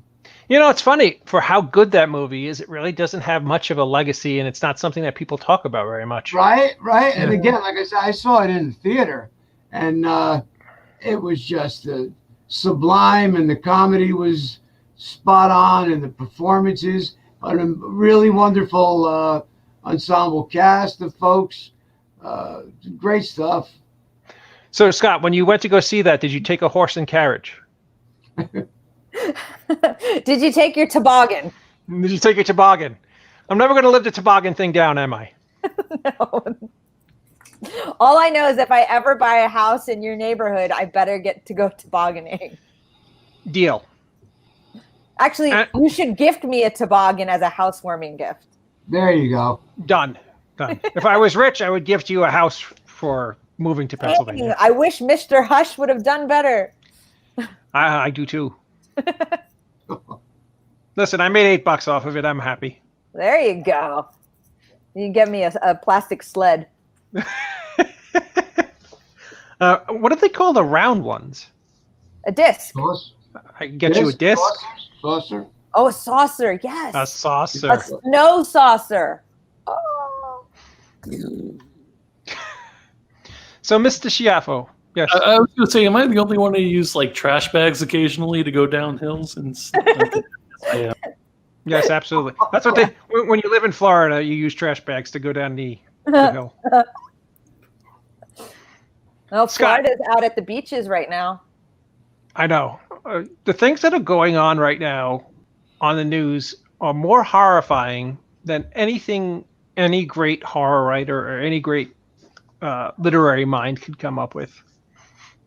Yeah. I literally just put a post up today, and I'm not a very, very dear friend of mine, and I got into really a nasty little thing over something, and it's just so silly. And I don't want that big orange bloated schmuck to get between me and my friends anymore. So I'm not going to post anything about. Oh, I just use it as a way to cut friends loose. Well, I can understand, but it wasn't really. I got into a huge fight today with a relative about subject matter that I was like, "You're really going to talk to me about this?" Like, if anyone knows, like a lot of my posts are about like gun violence, and I'm like, "You're going to talk to me about this right now?" Like, and you're a relative, like, and first, anyway, it's like, respectfully, go fuck yourself. No, I mean, it's actually horrifying because people that you've known for a long time and that you actually truly care about may have a different opinion than you. And I don't know, it's sad. I mean, especially in this time when we all should really be lifting each other up and spending time together, you know, even this way. Yeah. It's sad that we have somebody who makes us all so divisive, but that's neither here nor there. Yeah, George, Uh-oh. why are you making us so divisive? Me. Oh, there goes the mic. The whole that was my pen. There's nothing divisive about the brigade. The brigade is anti-divisive. There you go. we're the most like we don't give a fuck. You're a nonpartisan brigade. Yeah, absolutely. Like we don't take sides on. We don't talk politics. We don't take sides on politics. We don't talk religion. We don't take sides. We don't even pick a side if anybody out there is like going after each other. We've had episodes where we've had people watching who were going at each other on the internet, but when they show up to the Indie Brigade, they treat it the way that we hope they will, which is a place of respect, and they leave their shit outside the door and they come in and participate in the conversation. It's cool. That's how you do it, man. Like I really hate Dave a lot, but I came on here like a pro. I was like, I'm just gonna talk to you like my buddy. Well, and it's cool because we're not live anymore. So. Oh, dang. We are live. What are you talking about? Shit, sorry. Wait, we're not? The hell? That was the principal coming on saying, "You assholes went 15 minutes after the end of the show. Stop with your silly political jargon." Not at all. No, that's not us. That's not. true. Yeah, I don't give a shit if you guys talk all night. I mean, I don't give a shit if Joe sleeps. Right? We'll bow out right now. Just don't talk about the orange guy.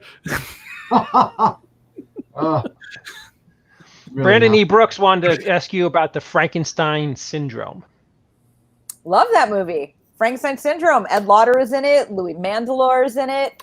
It's a lot of fun. Actually, no, it's another one that's not a lot of fun. It's dark and it's more of like a medical thriller than anything. But it's horrific, and it's sort of the story. It's like a loose Frankenstein story of just because you can do it doesn't mean you should. And we invent a serum that will regenerate human tissue, which blah, blah, blah means bring the dead back to life. And it's not without consequence. And it's weird, and it's all self-contained, and it was shot in Phoenix, Arizona at the Phoenix Memorial Hospital. And it was done by a director that I ended up marrying him. So it's cool. I really like that movie. It's if you can find it, watch it. You will enjoy it. Sweet. So, Tiff, in closing, do you have any film projects that you would like to tell our audience about, or anything that you have coming up? Well, definitely give a listen to Casualty Friday, because that's my number one baby right now. It's a lot of fun. I pitched it a lot on here already, and it's your favorites, Kane Hodder and Felissa Rose and me, and we generally have fun guests on there. Our last season, Bill Moseley, Danielle Harris, Adam Green, and this season maybe some new fun faces as well. Killer Babes and the Frightening Film Fiasco, which is all of what it sounds like it is.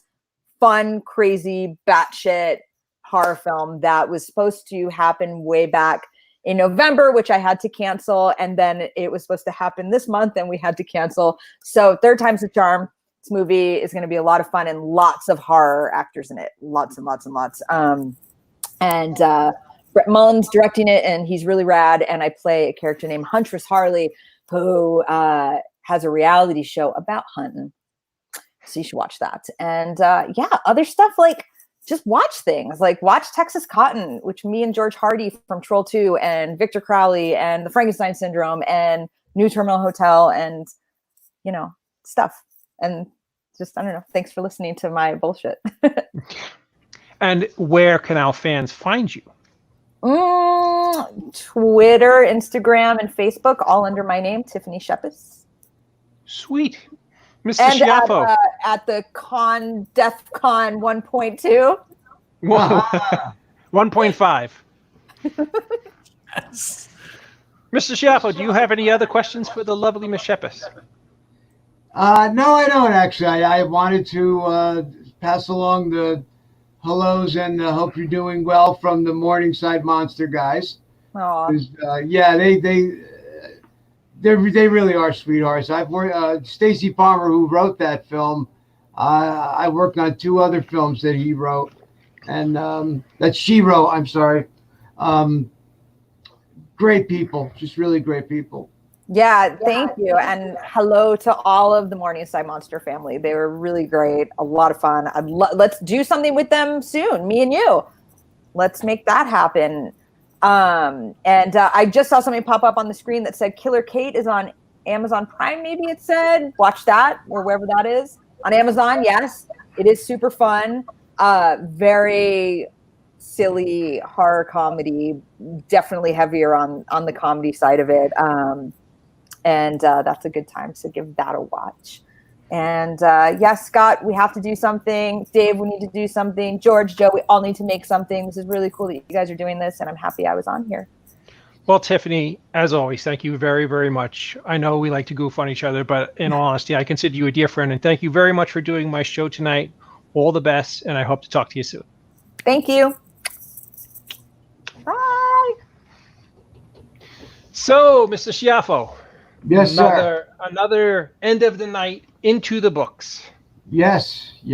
Boy, you're really cranking them out. Scott Schiaffo, you are my hero, brother. Please keep him coming back, Dave. Wow. Hey, Lance Wagner, you're really too kind. Thank you so much, man. That's You know what makes me sad, Scott?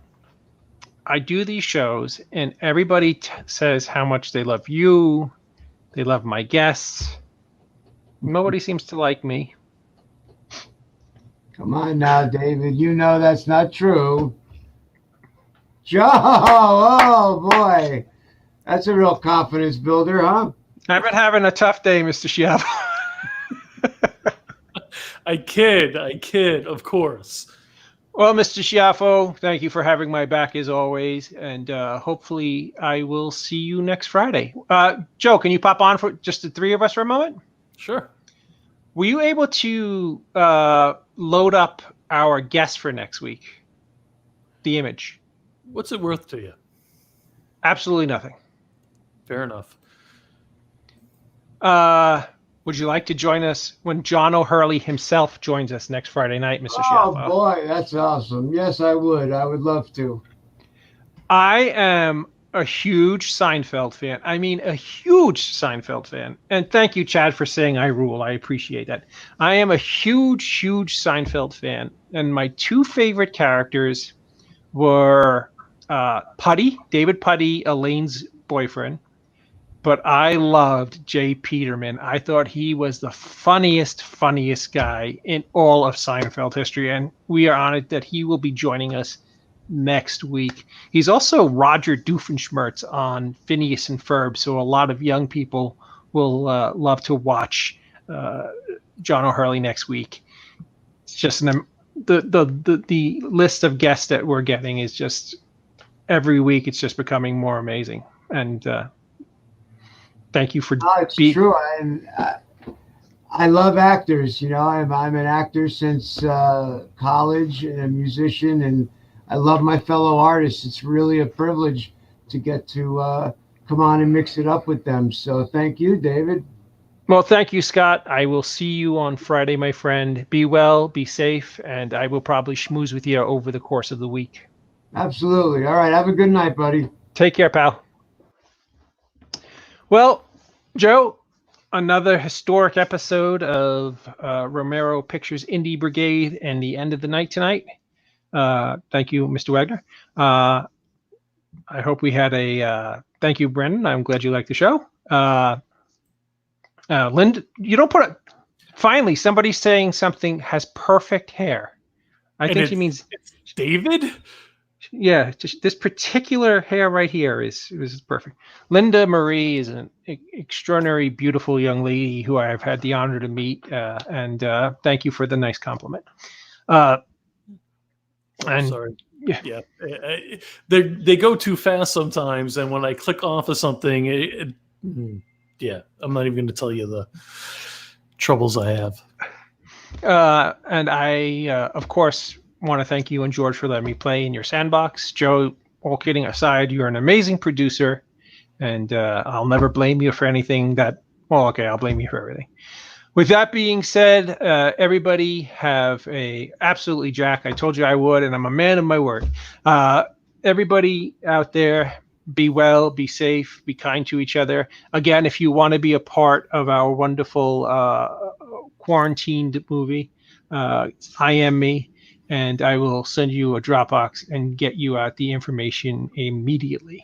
All right, everybody, from everybody here at the Romero Pictures Indie Brigade, Joe, George, and myself, and a wonderful guest tonight, Richard Grieco, and Tiffany Shepis, and everybody who joined us, Scott Schiaffo, all the fine fans who joined us tonight. Be well, be safe, and remember, no man with friends. I have no idea. I screw this line up every week. I only saw It's a Wonderful Life like 97 times. You would think I would remember my own line, but I always forget it. Be well out there, be safe, and I'll see you guys next Friday.